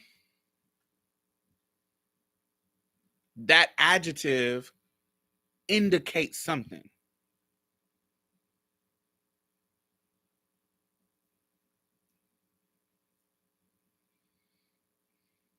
But there are moments when I just want to just be me, and I'm not the type of girl like my co-host Mia. Let me perfect example. Me and Mia and Z went to the movies one time, and Zia wore this jacket that says trans women are lit in big white. It was a jean jacket that was kind of not midi length, but it was longer. And on the back of it, it says trans women are lit. And now for me, I would never wear that. I would never wear that. Are trans women lit? Yes. Should she be proud to be a trans woman? Yes. Should she be able to wear that jacket? Yes. Diamond Stylz ain't wearing that jacket. I'm not. I don't know. It's just is that internalized transphobia? I don't know. Sometimes I just want to navigate the world and be a vibe and just kind of not deal with the issue that comes with that adjective. Sometimes I just want to be. I'm gonna give you that jacket for Christmas, and it's gonna stay in the closet. I'm a put it on a frame and put it right here. Put it right on the wall. Trans women are lit. On this wall. They show are lit. During my live, they are lit, baby. When I'm going to the grocery store, they're not that lit. I don't want them to be lit. Hmm. The younger set are brave as fuck. And ain't that what we fighting for? Ain't that what we fought for? Ain't that what we're seeing the fruits of our labor? We're seeing the girls be able to do that. We see the girls be able to be a little bit freer than we weren't. I want them to be able to do it. I want them to be able to do it. I want them to be free. Yes. I'm just a part of the old guard. I'm not there yet. I was telling this dude, even like sexuality, like say that it's not no fetish shit. It's just we like each other. You know, we fucking with each other. We like to do all our extras. We do that. I actually don't like for a dude to be like, damn, I want to suck that dick. It triggers me. Even if I want you to suck it. Even if I want you to suck it. I don't want to hear it. It's something about you saying it that's like, ooh, a dagger. Whoa, don't say it, just do it.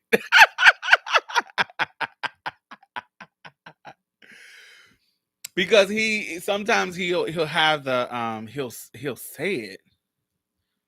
He'll say it and it's like, ooh, wait, don't say it like that.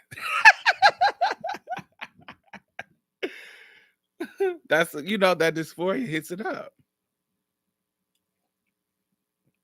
I just be so unbothered sometimes. Right. And I live for it. That's why I'm never gonna be like, girl, take that jacket off, girl. We going to the straight club, girl. Or we going to the movies. Don't put that jacket on. I'm never gonna be like that. I'm always be like, all right. I know that, honey, better nobody not say nothing to you. We gonna have to deal with what comes. But I wouldn't choose that. Don't talk about it, be about it. Yes, just no, I don't want to hear it. I don't want to hear you say it. I just want to do it.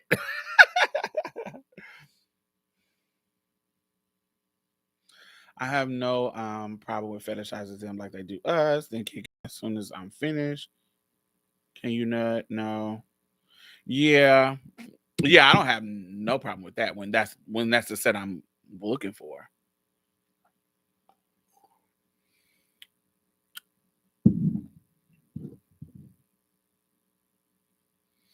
After the trans march, I was trying to take some of the girls to Southeast DC to eat with their march shirts on, and they weren't having it. That's how I've been feeling lately. Just want to show up as me. Yeah, I don't sometimes I'm not in the mood to deal with what comes with that kind of declaration. I'm just not. It reminds me of if you've been natural, like if you've been natural for a long time, particularly if you have a lot of natural hair. Um and you wear your hair out. When you go out in the world and you wear your hair out, somebody, and not, I'm not even talking about white people. It's even black people. Somebody is going to talk about your hair. Somebody is gonna, um, you get what I'm saying? Somebody is gonna engage with you about your hair. Or when you have, when you got your titties out. Like if sometimes if I'm going to the like a little lounge set, I might not be as sexy dressed because while we know you still be respectful, motherfucker. Because I know that this is a level of attention that I might get, even if it's not disrespectful attention, it's some attention that I don't feel like this evening. I might dress not as sexy. I might dress, a little bit more conservatively, so I'm not attracting that wham bam, thank you, ma'am attention.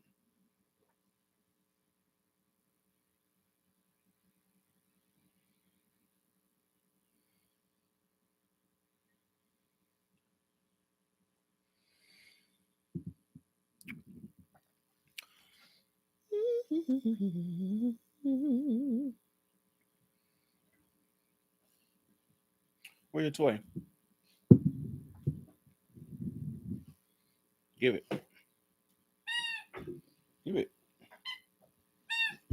Thank you. Now go get it.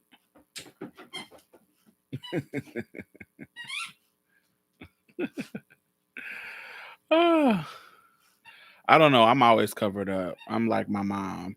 Yeah, no, I have a rule. Like if my titties is out, my legs ain't out. If my legs is out, my titties ain't out. That's my rule. So if I'm if I got the girls covered up, I'm gonna have the cakes out. I'm gonna have like a tight skirt or some shorts. The legs gonna be something. The legs is gonna be out. A split, something is gonna show about the legs. But if I have um the girls out, then the bottom is gonna be covered. I'm calling you to cackle about it, and I'm over it. Mm-hmm. Mm. But yes, I think that in that situation with her, I think that it's that not it doesn't have anything with color, but it's like that colorblind thing. She needs to understand that sometimes saying that you're trans is needed for to be understood of what you're going through in the moment. Sometimes it's needed, not all the time, and that depends on the person, that depends on the circumstances. Sometimes it's not needed, sometimes you don't need to talk about it, sometimes it doesn't need to be on the forefront. But if this person wants to announce it, then who cares?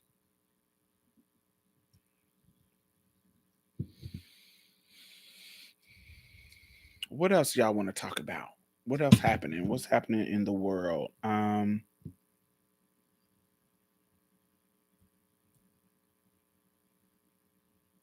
just like being naked, but I'm not always ready for the social consequences that come with it. Yeah, I like being sexy sometimes, but she was trying too hard. She should have asked for the nuances of it and if and when you chose to be visible. I think that was her way of asking. Everybody and some that's another thing. Everybody doesn't have the perfect language. You can tell by how she was starting off the conversation that everybody's that she was struggling with how to say it without being disrespectful. And you can hear it. You can tell when somebody's intention is not to be disrespectful. You know what I'm saying? It's she's not her intention, and even her impact wasn't that bad. I didn't feel offended by anything she said. But some people are navigating and learning and trying to learn and trying to understand. That doesn't mean that every trans person is going to be in the space where they want to do that labor. Now, me, I have a platform that kind of puts me in a situation where I make it kind of okay. Now, of course, I set my boundaries if I don't feel like talking. Like even her, when she sent me that, I said, I'm in a situation right now, so I don't really have time, but I'll hit you up later about this and we'll talk. Um, yeah. So sometimes people they're learning and they're navigating and trying to learn too. And it's not your job, but it is generous when you want to be generous to put yourself in the teacher position and do it. Um, I know that comes with the territory of what I do.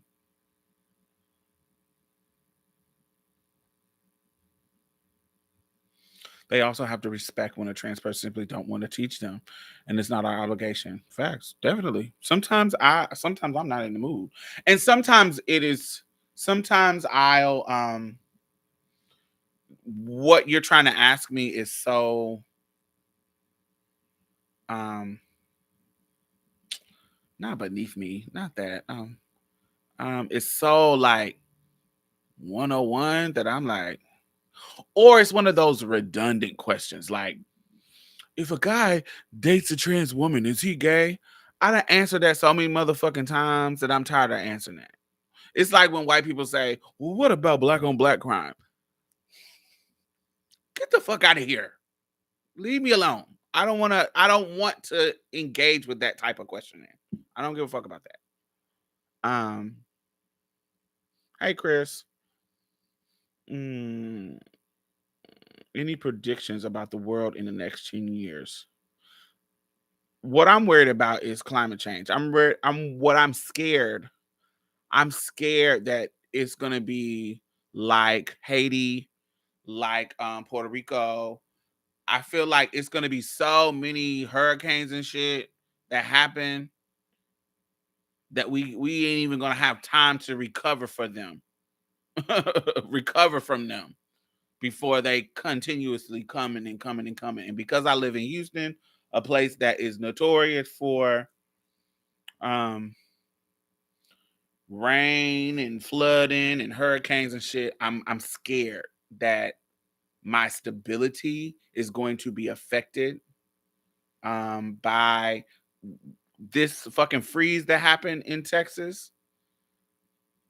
That freeze really scared the fuck out of me because I have always had this long standing fear of the world going into like apocalypse when trivial shit like trans and gender and da da da da starts to be, bitch, that's some political shit from when we were in normal world. Now we in the apocalyptic world, and you are expendable. You can't have no children. You can't. You get what I'm saying? That kind of situation, like when, and it's different little shows that kind of push that my imagination to that, because I always think about if shit get ugly when it comes to um do you feel like the weather is being controlled or manipulated? No, I don't. No, I'm not. That's too tinfoil hat to me. I think that resources of the earth and greed of manufacturing shit pollutes the air, it pollutes the water, and it leads to um the balance of the earth and its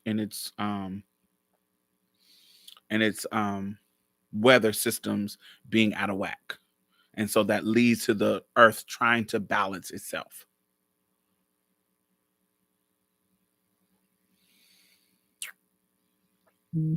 What are your thoughts on vaccination mandates? My company announced that they are letting unvaccinated employees go effective December 8th. Mind you, we're all teleworker. I'm fully vaccinated, but that's wrong to me.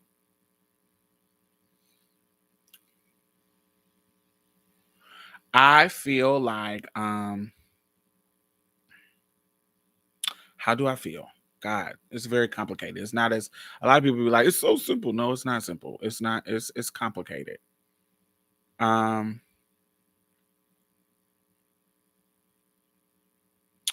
I think it's disrespectful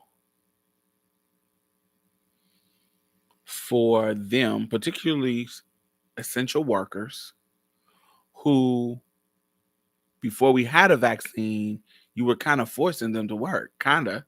It was like, you can't leave your post. We have people dying of of a um a virus, and we need you to stay on your post and work and work and work and work. And then all of a sudden, now we got a vaccine.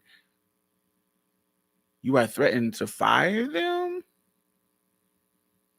That that's weird and shady. Um, but some people's logic for not getting the vaccine,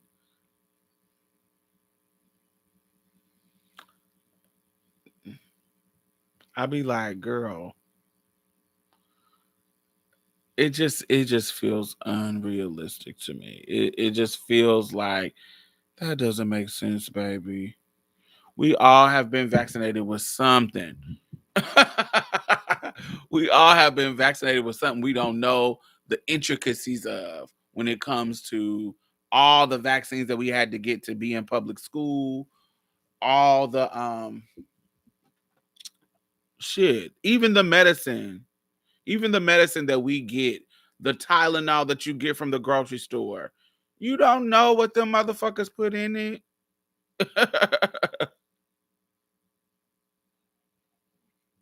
My man is an anti-vaxxer. Yeah, it's like it's a couple of things that I can say. First of all, I trust science, but also I'm a witchy spiritual bitch. I trust my ancestors too.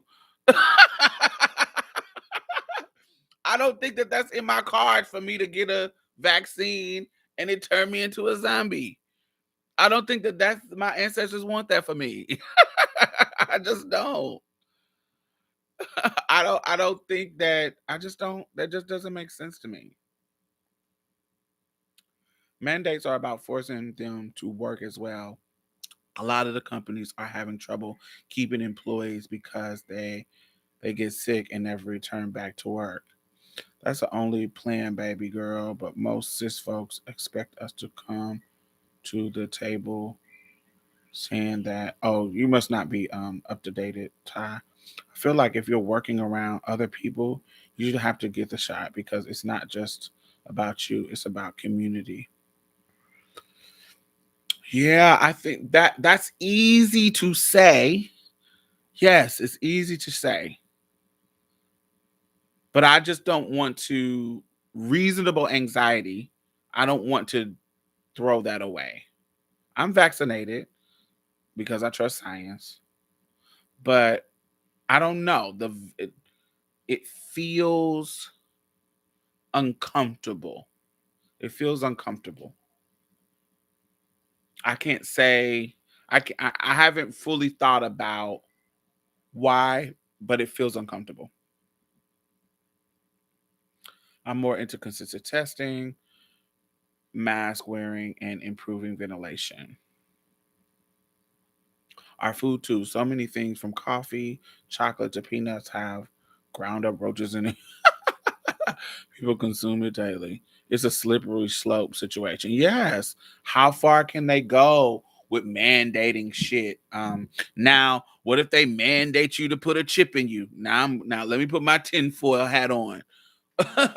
What if they start with this is how you are we gonna mandate you get this vaccine to work, and then it goes further. How far can they go? I don't like that. I don't like that idea. We're already pushing the envelope on a lot of shit.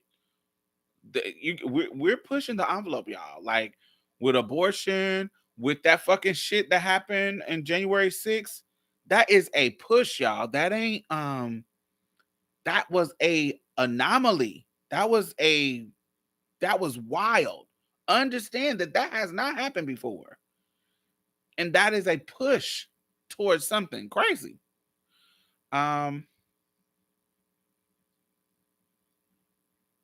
there's things that have happened, like for example, like the Dylan Roof shit.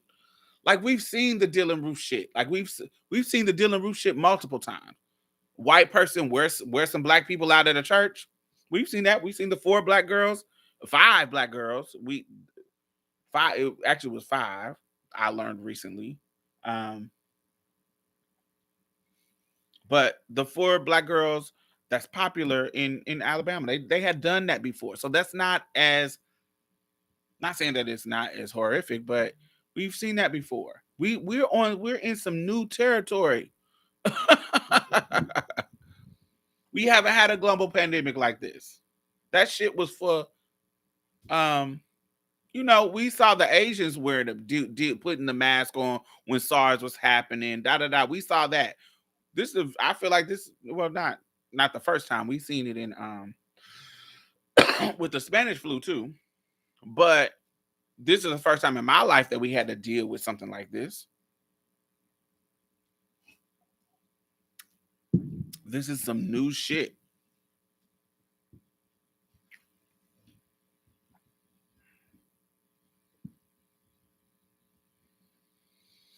Yeah, I don't know.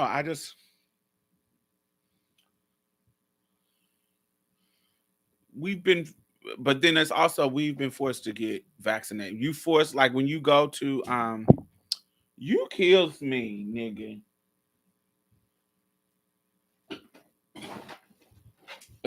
He keeps bringing his toy and like dropping it in front of me, like, bitch, I want to play. Like,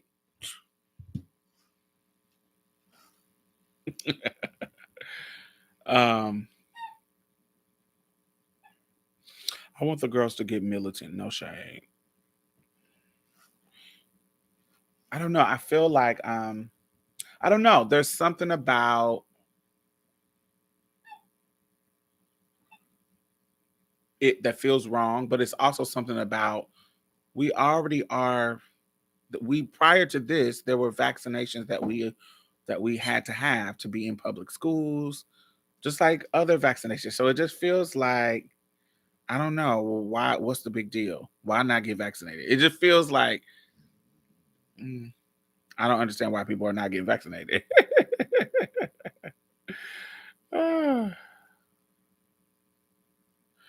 We are in them last days. I don't think we're in the last days. I think shit is hitting the fan. I think shit is hitting the fan though.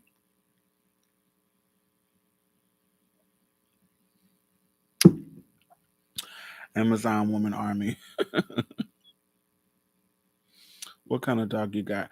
Well, this is my brother's dog. He is a black Labrador retriever. Let me see if he'll come and bring his head. Come here, Raven. Come here. Come here. Come here. Come here. Wait. Come here, right here. Come here. Come here. Hey. Did you see his head? Come here. Where did it go? Oh, this. Come here. Here. Get it.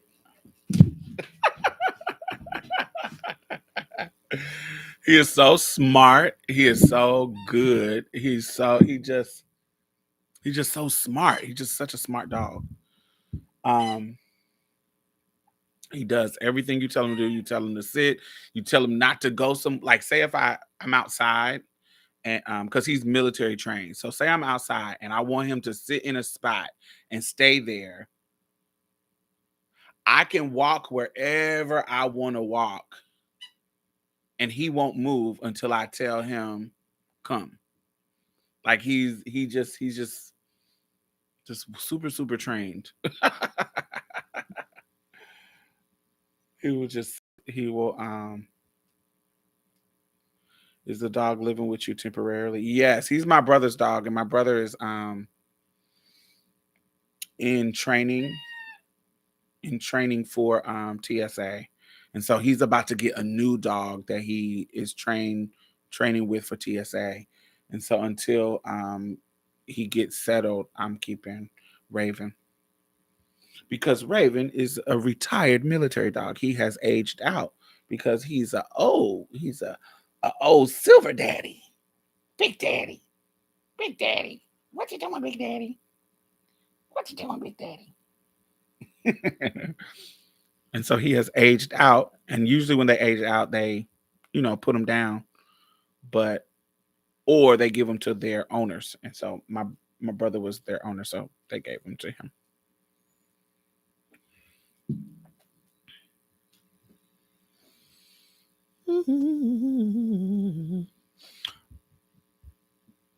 All right, but yes, I am worried about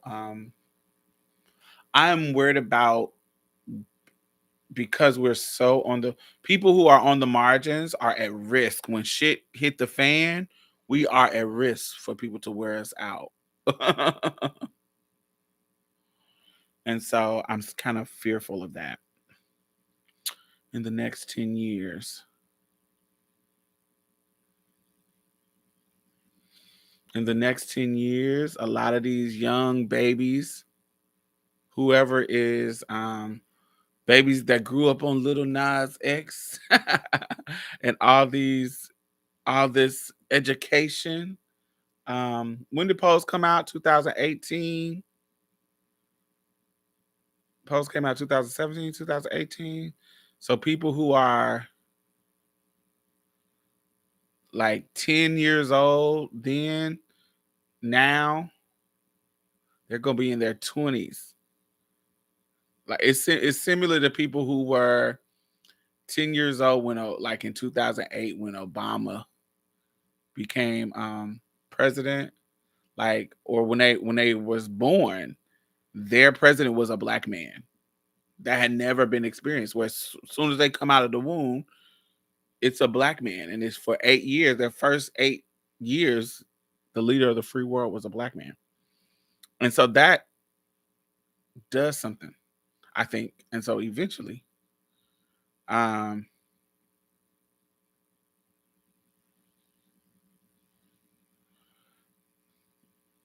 I think that having all these trans people visible, I think that changes culture. I think it does something. Do you feel like Trump will end up back in the White House? It seems like Democrats are handling radicalized Republicans with kid gloves. Um, I learned in 2016 you cannot underestimate white supremacy and white fear and white hate. The dynamics of the population are changing. They are on their last breath. I don't know.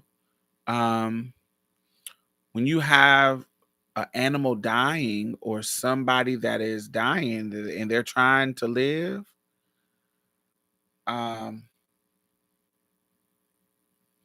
they they can do some hectic shit in those moments. And I think whiteness as we know it is dying, and it's going to either, what I feel like in the next 10, 20, 30 years, we already see it, not just the next, we already see it. Look at how they are at when you get applications, you start seeing this language like white Hispanic, like, are you of Hispanic descent? They are trying to include some Hispanic people in their numbers. There's a lot of things happening in the language of the census that is the attempt to include people in their numbers. When it used to be they are trying to exclude people because they were the majority and didn't need to exclude. I mean, and didn't need to include, but because they are becoming the minority in a lot of places, language is going to watch. I want you to pay attention. It's already happening, but it's going to start being more inclusive to whiteness than it's been in past years.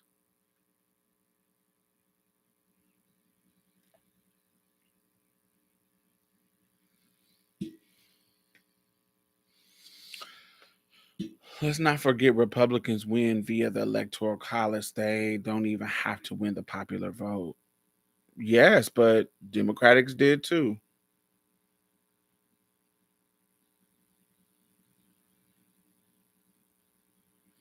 Yeah, the language is getting more inclusive.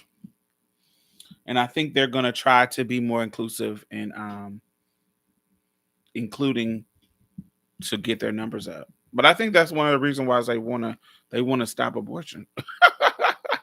Because they want their numbers to come up. They want them to stop having abortions. We need more children, more white children, darling.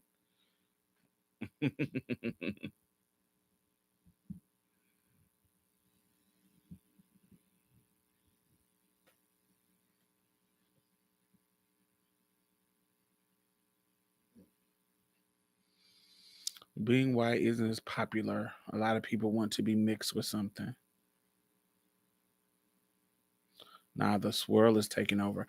I think that's inevitable, though. I think that is inevitable. I think when the world that we are trying to see, the world that we are like the melting pot, I think that is what's happening. Like, you're gonna eventually see both, because it's the binary is white and black.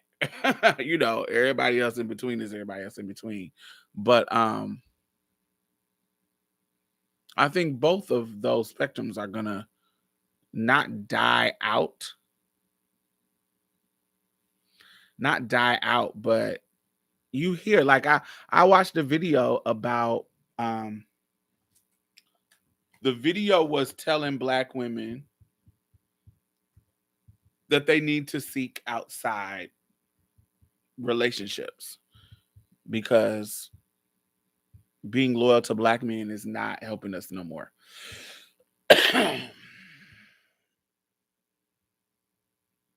Yeah, so I'm seeing a lot of things that are, this gets kind of weird to say, but there's a dilution of both sides, like a a lot of white men is having Asian. There's a lot of Asian and white babies being made, a lot of Asian and Latina babies being made. But the opposite end is true. A lot of Asian and black babies being made, a lot of Asian and Latina babies being made, and or and black, and all of these things. I feel like both sides are being diluted because segregation, cultural segregation, not just segregation like before, where systematic segregation. I feel like cultural segregation is getting even lower. So it's just getting all mixed up. And so this sounds ugly to say. But pure blooded black people, the numbers are going down, and pure blooded white people, the numbers are going down.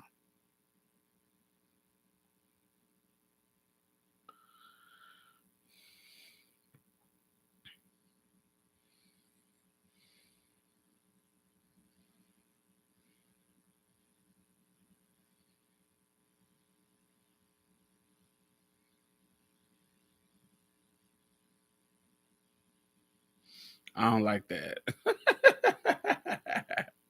Yeah, it feels weird, but yeah, it's ugly.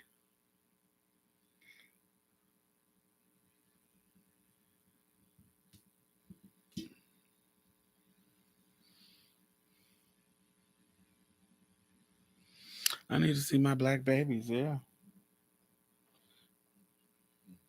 I can't make no babies, so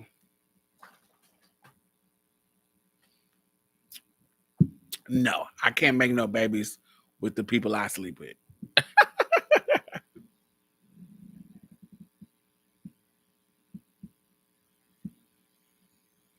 Our numbers are going down too. We're already a low population.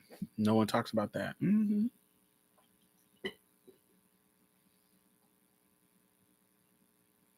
You kills me.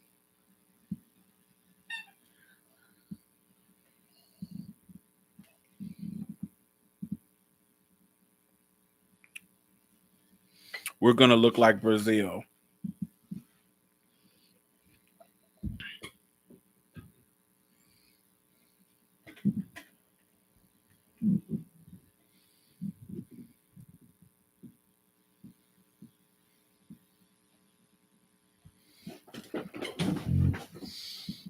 Um, I doubt it.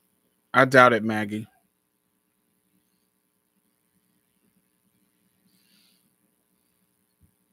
It's hard for people to give up power.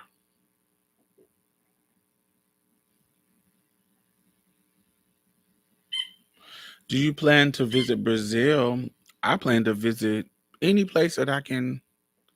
Oh, I forgot to tell y'all that. That's another thing. That some other so on top of the good news that I don't have breast cancer, is I was supposed to, because passports are so backed up. I had applied for my passport, and when I applied, they said that they're so backed up, and it was going to take like 18 weeks. Child, I went to my office today, and my passport was in the office. I got my passport, so I'm about to start hitting it. I got my passport in 4 weeks instead of the 18 weeks they said that they were backed up. And it has my my right gender marker, my name change, because when I had my old passport, it didn't have my name change, and it didn't have the right gender marker. It had my picture, but it had my old name and my old gender marker, because I got it years ago before I got anything changed. But then it expired, so I was scared to apply while Trump was in office, because they was on their fuck shit. Because I didn't know how they were going to handle the situation. So I waited till Biden got in office, and yeah, they every gender markers change on there. My name is updated. Everything is right. Everything. I didn't have to do any kind of jumping through hoops. They just sent it. It was like, oh yes. I thought, because somebody said I had to send a letter. I had to send a letter to prove that I was that I had made. What did they say? The letter had to say you had to make permanent, unreversible changes to be able to change a gender marker, which they intended it to be a sex change or something. All kinds of weird shit. And I was like, oh. So I thought it was gonna be some weird shit because I didn't have no letter, but they didn't ask me for none of that shit. They said, here you go, ma'am. And so it has my updated name and my updated gender marker. And I was like, yay. Yes, when we're going to Mexico, honey. Tomorrow, I looked up flights. It was $207. Let's go, bitch. Let's go to Cabo, honey. Yes, it finally came. I'm so excited. It was so quick. I was like, I just applied for this. I hadn't even thought about it because I thought it was gonna take super long, but it only took 4 weeks. And so I have it. So I'm ready to go. I even looked up trips to France because I want to go to James Baldwin, um, James Baldwin's villa in the south of France. And I want to go to some beaches on Nice, France. Um, I want to go to South Africa. I want to go. It's so many places I want to go. I'm ready to go. I'm ready to hit it. I've been to all the places in the United States. And so I'm like, oh, child, I want to go somewhere. Fire. Tulum. What is Tulum? I never heard of that. Where's Tulum at? And sleep in tree houses. I'm not about that life. I'm not about that treehouse life. I'm not about. I'm into camping, but Tulum, Mexico. Let's see.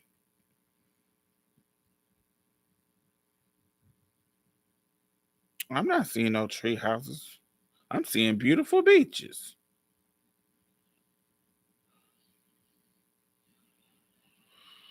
This look pretty. This don't look like no tree house. This look pretty. Ooh.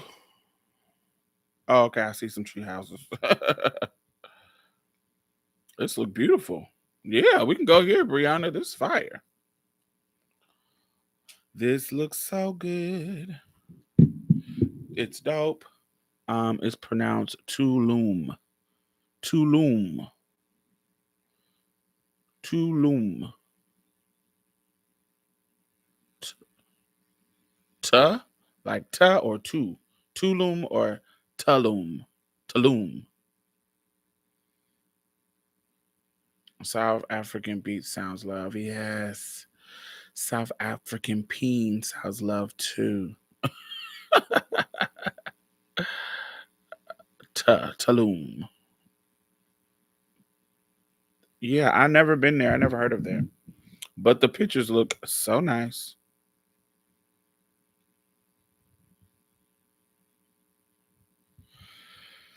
Cape Town. Would you or have you ever gone skydiving? I actually would love to go skydiving. We have a skydiving place here in Houston, but but it's kind of out of the way and where it's at. But I would love to. I would love to do it. As a Haitian, I'm never putting my money in that nation in France. That makes sense. I feel you. That is totally understandable. But yes, I would love to go skydiving. I would. That's like on my bucket list. Places that I want to go. I want to go to South Africa. I want to go to France. I just want to do one European tour, child. I don't want to go to Europe a million times. I want to go to London. Maybe 2 trips. I want to go to London. I want to go to Rome. I want to do like a European tour where, I fly to Europe and then I catch the train to different spots. Catch the train to Paris, catch the train to, and go to hit all the spots for like a day or two and get all the European places out at once. Cause That's a small area that you can cover in like 2-3 weeks. Um, I want to go to New Zealand because I am a fan of the beauty of like Lord of the Rings and shit. So I want to go see because that was shot there. I want to go to Lord. I want to go to New Zealand to see all that shit. Um, I want to go to South Africa. That sounds like it would be so fire. Um, I want to go to Iceland. I want to go to Tokyo. I want to go to Bali. I want to go to Chile. And I want to go to Fiji or Guam, like Fiji or Guam. No, Fiji. I want to go to Fiji. When I went to Hawaii, I went to their Polynesian Cultural Center, and all the Fiji girls was black. They had afros and shit, and I was like, "Ooh, I wanna go." I didn't know Fiji had black folks. Like, I know they had dark skin looking Asians, but these girls had afros, like honey, kinky curly hair.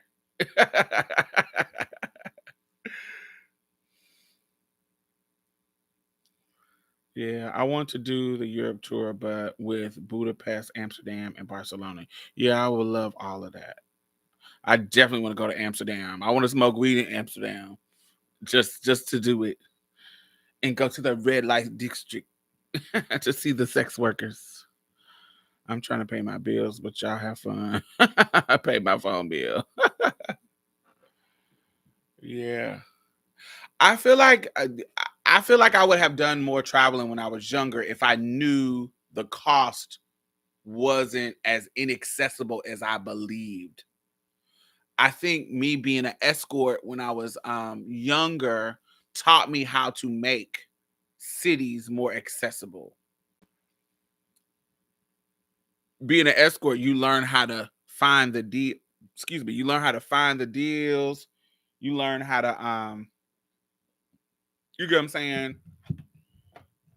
Not have to see there's you know what you spend luxury on, and you learn and you know what you can just calm it down and not spend a lot of money on to make the trip bomb. Because there's some things I don't need. Like my hotel, I'll be if I don't need my hotel to be super super luxurious.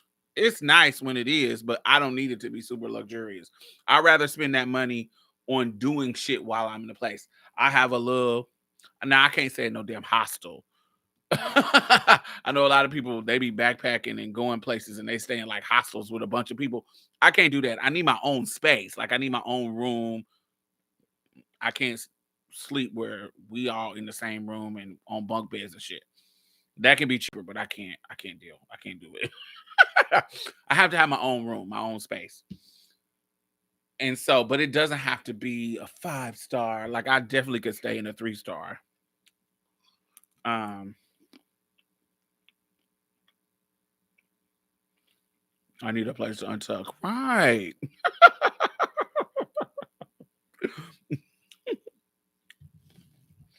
There are also sites that help you finance trips. Hey, Kay.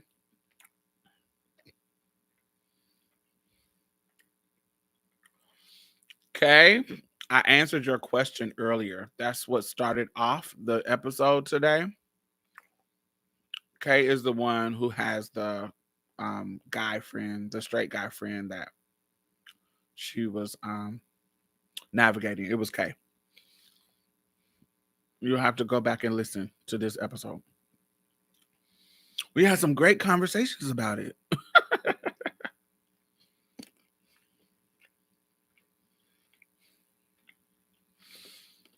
I backpacked partially through Europe, so I feel confident doing a more comfortable experience this time around. Hmm. Seriously, and douche. Right. I need privacy. What if I want to have some trade? I can't be in no hostel, child. I need my own space so I can entertain gentlemen callers. I'd be scared to receive peen in a foreign country. Why? Honey, gotta put you on some condom. Put you on some condoms, child. And if you on prep, what you if you on prep and you using condoms, what you worried about?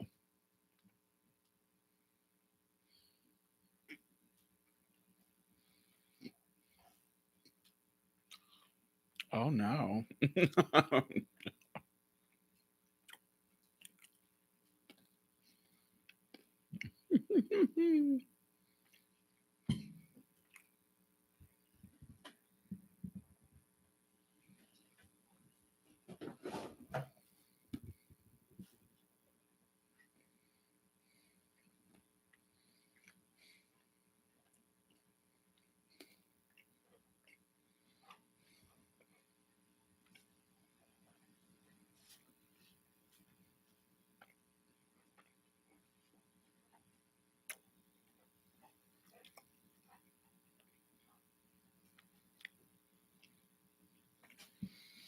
That's my reason to go to South Africa.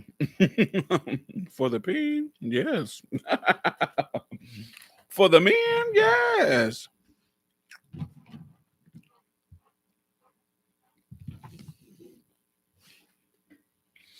That's the point of the trip, to eat good food and pull the fine pieces.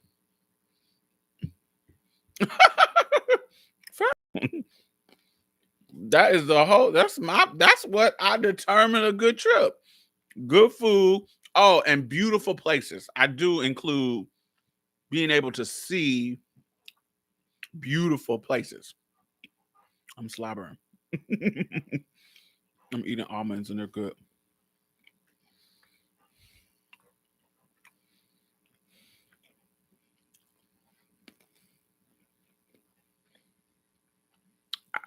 I do simple vacations. We're going to Charlotte next weekend.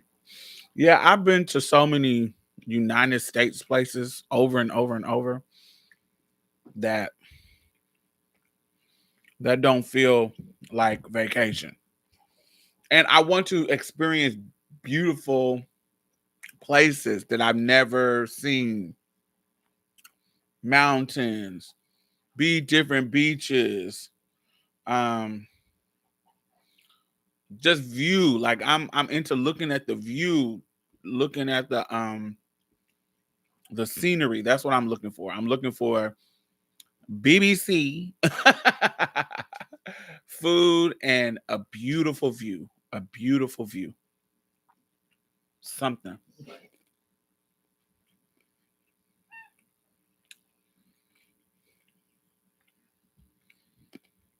It's so cute to hear him squeak that toy.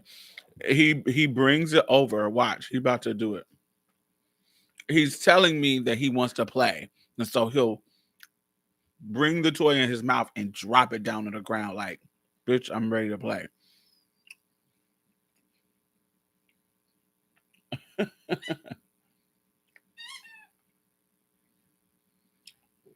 He'll be like, "This is what he'll do." Literally, he'll say.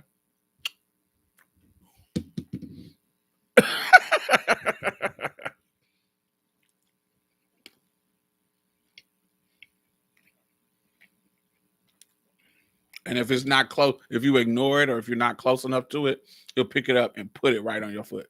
Put it right by you.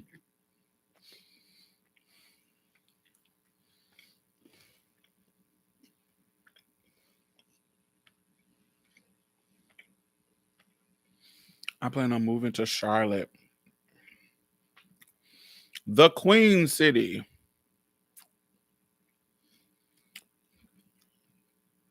I got a lesbian friend that I want to have sex with in Charlotte. She's the only lesbian that I want to have sex with. Her name is Lashana, and she's so sexy. She's so my type. Mm. She's like a 5'11", chocolate.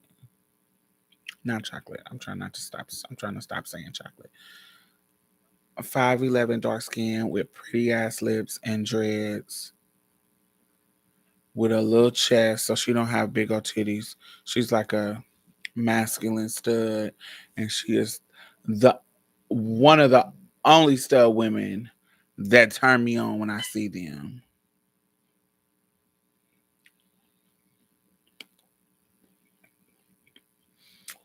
And she lives in Charlotte, and we be having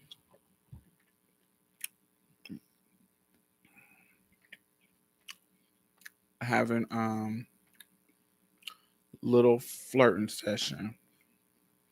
She got a friend, child. I don't know. I think she got a girlfriend, but she's so cute.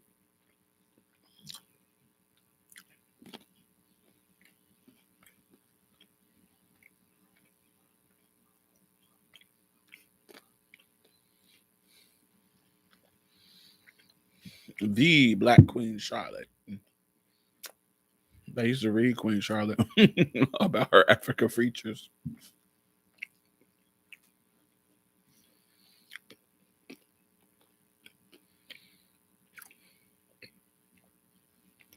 Mm-mm-mm-mm-mm.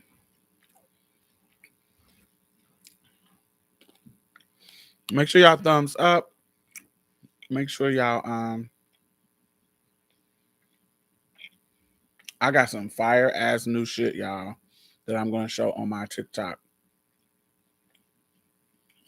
Cause y'all know I'm turning my TikTok into a fashion TikTok.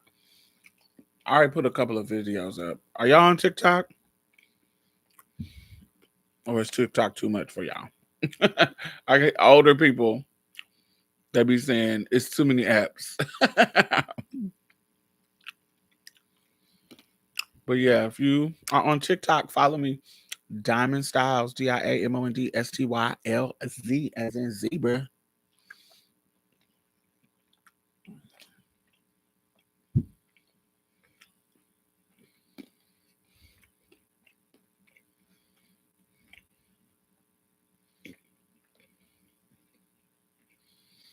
Ba-da-bum-ba-ba-ba-da-bum-ba.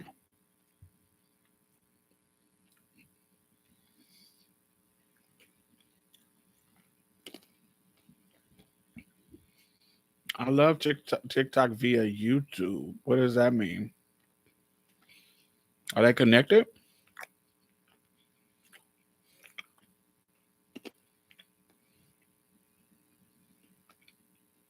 Eventually, I'll cave and get a TikTok. I'm gonna fight it a little longer. I got Snapchat. I hate Snapchat. I hate that I got Snapchat. I deleted that. Well, I didn't delete it, but I don't ever use it. Snapchat. I don't like Snapchat because it erases messages. People will hit me up, and I don't know because I can't see our past conversations. I don't know who they are, and I be talking to people who I don't want to talk to, didn't want to talk to.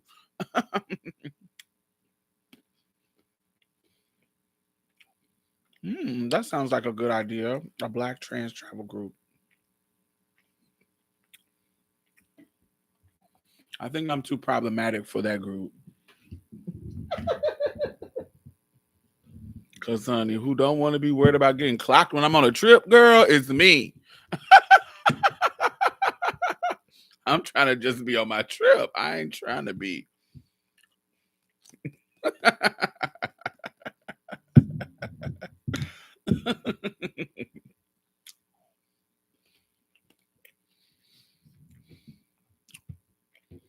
Cause it can get ugly. It can get ugly on a trip, child.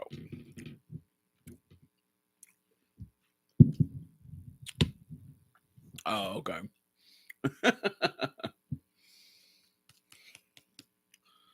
It can get ugly, child.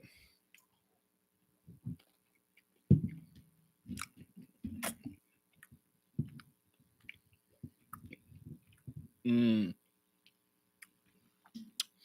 Yeah, usually the girls that I be on trips with, they be, we low key. We go fly under the radar, baby. We ain't trying to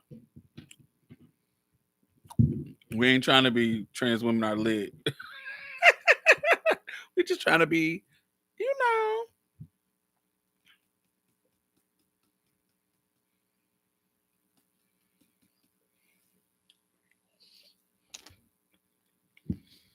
Oh, Tajin with almonds is so good.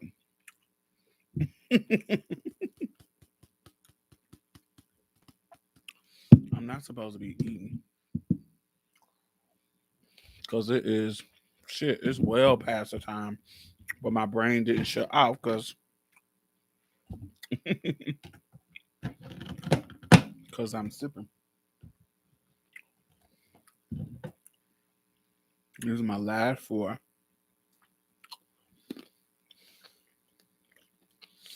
Yeah, I'm going. I'm going somewhere within in the next few months. When I get done, when we get done doing this recording,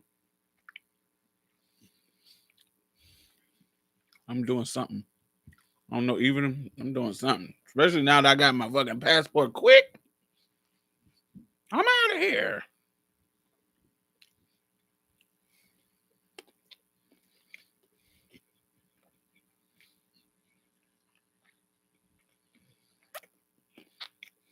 Most of the time we be going to beachy stuff, but I want to do something more rustic. I want to do something more like more rustic, not um beachy. Like I don't know, like go to Maine, like a resort in Maine or something. It sounds white, but it sounds like that'll be good. Will you ever do travel vlogs? Probably not. Usually when I'm traveling, I'm trying to chill and lay back. I'm not worried about recording shit. Cabin trips, yeah, like a cabin trip. Um, yeah, like a something more rustic, not beachy, like a ski resort. I don't know if I want to be in the snow, but I would try that too, just to have the experience. Maybe, yeah,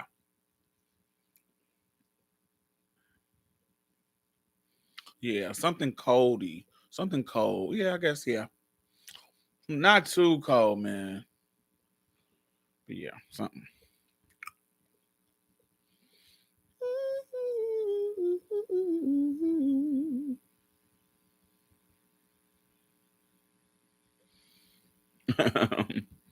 Yeah, I'm supposed to be done at 8 o'clock, child. The food was supposed to be done. Do you like the desert? If I haven't experienced it, I want to experience it.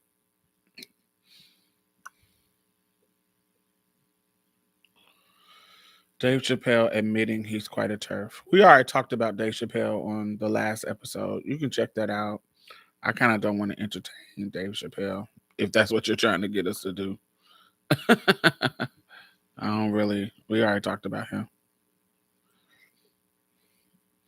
I have been to Palm Springs. I've been to Palm Springs. We went to Palm Springs July of 2020.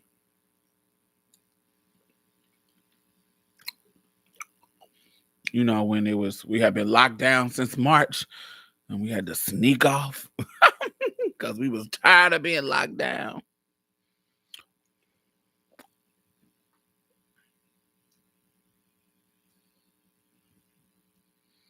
Me too, because that coin they giving us saying vacation. Yeah, I want to do something. I don't know if I want to. Toy is in. My gay mom is in Cabo right now for her birthday. Her birthday was on the 13th, and she's in Cabo right now, and so that is something that's a possibility. But um, I don't know. I want to do something else. I want to do something, something, something. But yeah, in Maine, it's like you're in the forest, and then 10 steps you're on the beach. Yeah, I want to visit there. I've never been to Maine, and I've always wanted to get seafood up there. I always wanted to have like a rustic beach, lighthousey resort type of trip, something like that. I love Palm Springs and the Coachella Valley. A lot of wealthy gays. Yeah, I don't. I liked the house that we stayed in. We rented an Airbnb, and the house was fucking amazing. I like the house that we stayed in, and I like the people that I was with. So that was my Palm Springs trip. That's That's what I like. But I like them as people, so it made the trip. They make every trip good. Was your Palm Springs trip that trip? The MAGA people was on the plane. MAGA people was on the plane. But the Palm Springs trips was a trip where the nigga was touching me and saying, put my mask on, as if like not my mask had fell off and I was trying to get it on, but he was trying to just bug me about it, talk about I'm a doctor and being like when I was telling y'all about that. That was that trip where he was getting on my nerve and I had to cuss him out. And the other people was like, leave her alone. That was that trip.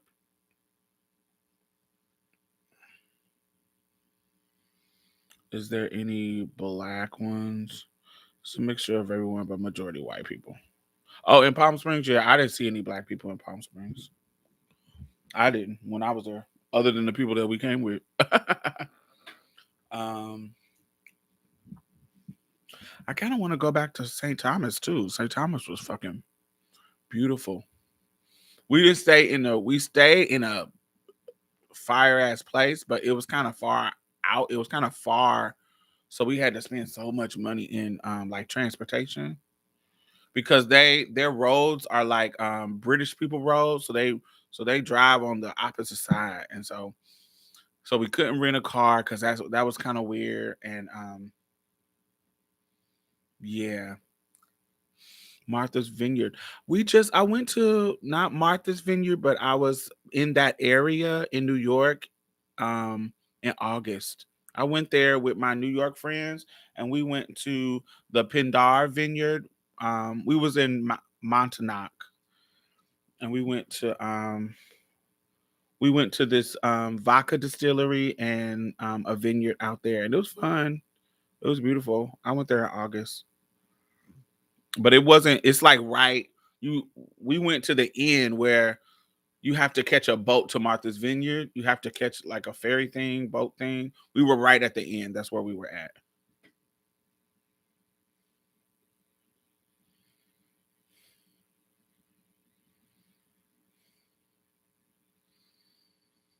Right at the end of like Long Island. Right at the end.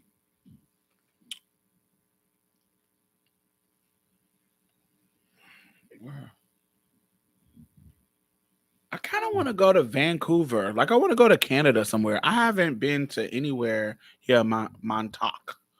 Um, I haven't been other than Toronto.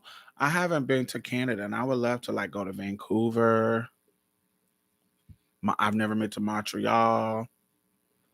I don't know. I just want to go somewhere fucking beautiful, beautiful, beautiful, beautiful. Maybe even do another cruise. Now, Brianna, that would be fire to do with a bunch of trans women. To do a cruise with a bunch of trans women, cause you stuck on the boat and the trade be slinking around all night. Ooh, yeah, it's love. I can see on a boat with a bunch of trans women would be love. I think on the cruise ship, that would be fire.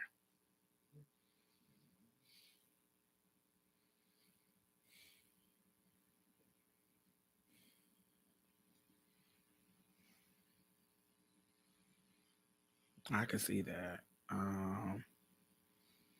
Now that would turn it. When I went on my cruise right before we shut down in March. So I went like my birthday is February. So my trans guy friend paid for us a trip because we have the same birthday, me and Trey. And I went with him. I didn't pull nobody. He pulled him a piece of his child. And he called me and told me he had company in the room because we shared a room together. And honey, he got him a piece of his child. I didn't get nobody. But the lay part is the all the trade that was trying to have me was with their fish. Every time I was like, I never would see them away from their fucking fish. But they was giving me the googly eyes, child.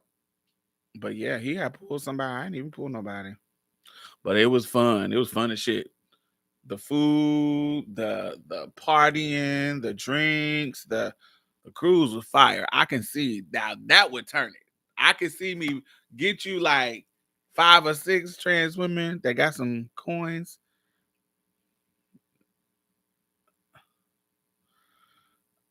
and we go on the cruise, baby, and terrorize the boat, baby. Terrorize the boat, honey. I could get my life. Some of the staff are freaky. That's gonna be hard to do. I feel like that's the easiest thing to do. How that's hard? What is this, honey? I love cruising with the girls. We had a blast. I just can see it being fire. Just how it is, just how it's set up. You stuck on a boat. It's like being on in a hotel all day. And because the activities revolves around groups and shit, and you get to choose, you see the same niggas. Like you always run into niggas. Single niggas on the boat, married niggas on the boat, and you running into them. You got a chance to run into them all the fucking time at night, late at night when you at in the jacuzzi, when y'all eating, when y'all having when the piano players fucking playing your jams and you sitting there with a cocktail. It's just so much. It's enclosed without being enclosed. It's like being in a fucking hotel, a luxury hotel that you stuck in the hotel. You don't leave. And so I love it. I can imagine that being fire with a group of the girls.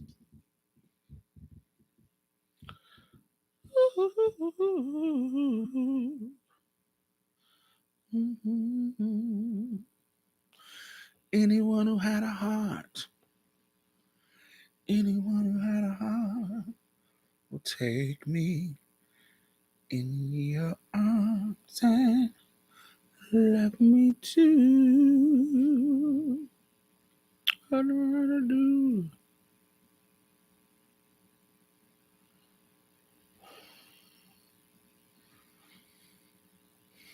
Mm. It was a man who cleaned and turned down a room. Yeah, we had all of them. It was cute.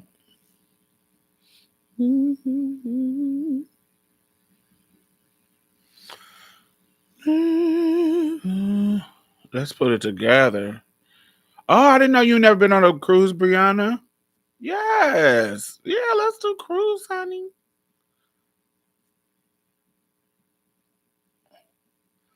I know I never loved this way again. So I'll keep holding on. And in the clubs, right? It's clubs on the boat. Just different clubs that you can tip in. It's so fire. Um, it's just like a luxury hotel with stuff on the boat. They have a club in there. They have like, and it's different bars. Like it's like a lounge bar type of club, um, club type of club with the music and the DJs and shit. Um, just got to figure out how to smuggle weed. People had weed on there. Don't think it couldn't be too hard. Um, I don't know how they did it. I don't smoke, but they were smoking on there definitely. Um,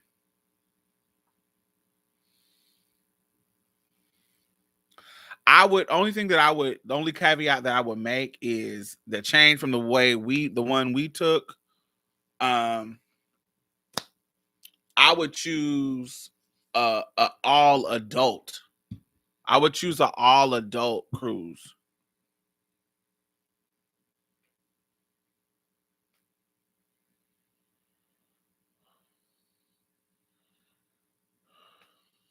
If we had BTAC on a cruise ship. Ooh, that's a great idea. I don't know how we would. I would have to. How would we logically do that?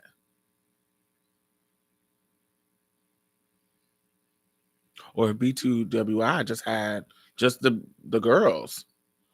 I don't know. Maybe I'll run that by SBSB and say no. She was like, oh no, that's money we could spend somewhere else. But that would be lit. I feel like that'd be fire. Never love this way again. So I'll keep holding on. Oh no, the hope is gone. I know. Or the Trans Amorous Man convention on the cruise. I'll pass. I'll pass. I'll let you have that. Let you have that one, baby. Won't be on that one. That's another one of the things that I'm just not willing to deal with. Stuck on the boat for 7 days with the chasers, baby. I would be over it. No, nope, not at all. What y'all out here watching before I'm gonna end this in about 10 minutes. What y'all out here watching? What y'all out here watching that's good? What got y'all binge watching it and not cutting it off? What are the shows that y'all watching so I can get into them? I can't find nothing. I just watched the documentary on PBS called The Black Church. It was pretty good. G Force. I never heard of that.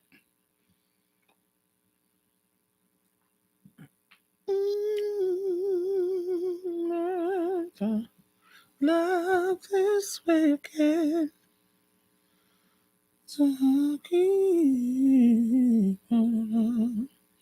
All hope is gone. I know.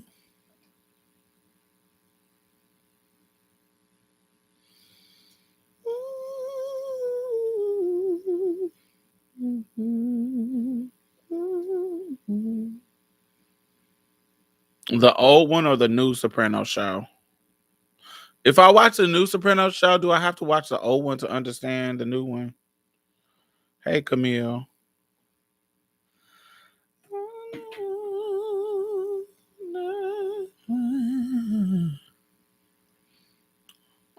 That's gonna be stuck in my head all night. Love this way again, 'cause I'll be holding on. Oh, that sounds good. Crime story impeachment. Me and Chance did a review of the something affair, the Clinton affair, where they went into a long, detailed, multiple episode thing about that, and it was so good. And impeachment is good. I'm gonna have to watch that. Promising Young Woman. I always see it, but I didn't know if it was good or not. Wu Tang on Hulu. I tried to start Wu Tang and I just couldn't get into it. It was giving me The Wire. Everybody said The Wire was good too, but it was too cishet man centered. I was like, oh, I can't do it. I tried. The new one is a movie. I heard it wasn't good. Oh.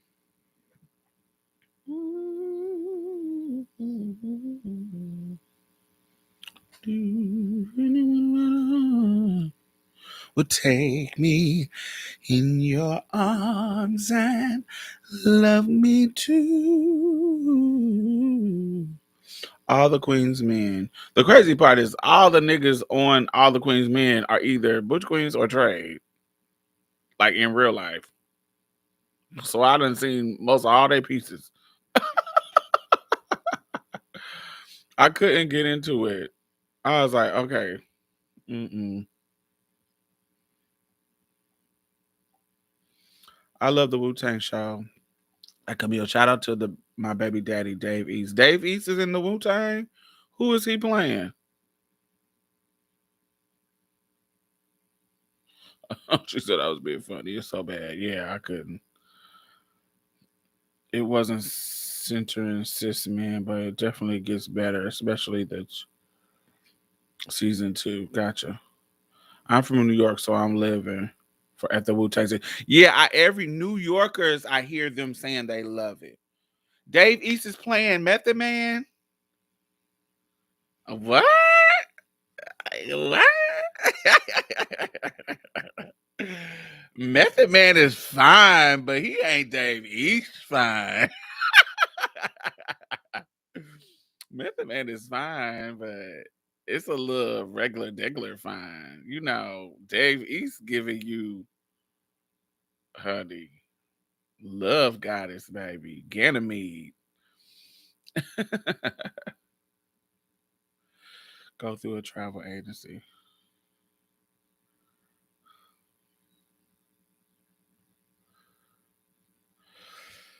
Oh, I heard Secession was good. I'm gonna have to watch that because that seems like my type of good.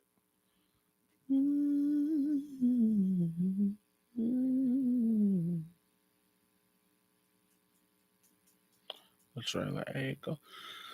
Do you believe within your heart you know that no one can change the path that you must go? Have you seen Generation on HBO Max? Yes, I have. I loved it. Believe what you feel and know you're right because the time will come around when you'll say it's yours. Believe that you can go home. Believe you can float on air. Yes. Click your heels 3 times if you believe. That's why, and you'll be there. You gotta believe in yourself. Yes, right from the start. You gotta believe. Believe in the magic right there in your heart. Go ahead, believe all these things. Not because I told you to. Yeah. Go ahead, believe in yourself. Woo. Yes. Believe in yourself. Woo. Yeah. Believe in yourself as I believe in you.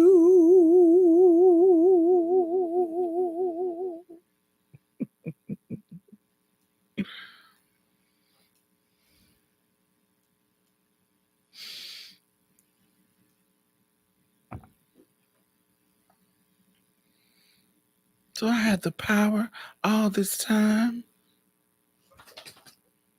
Yes. When we believe in ourselves, we're always home. What you say? Home is anywhere. You're good. Get out of my face.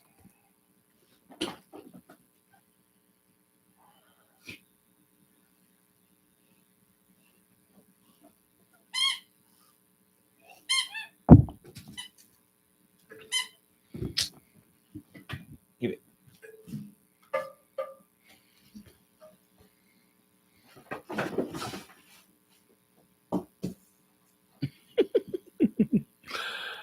Ah.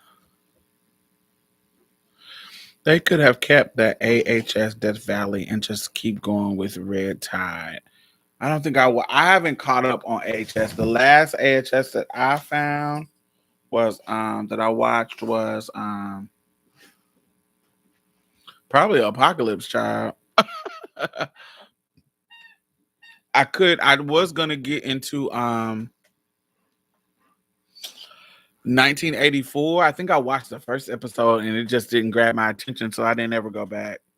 I was gonna try to get into it because a girl was on it, Angelica, but I couldn't. I just couldn't stay with it. But all right, y'all. I will see y'all tomorrow. I like 1984. Yeah, I'm gonna try to catch up on it. But tomorrow I'm gonna put out the video with Xavier. I hope y'all like the episode on Marsha's Play. It is out now, so y'all can listen to that. He is a YouTuber here. His name is Laid Back, LAIDBAQQ.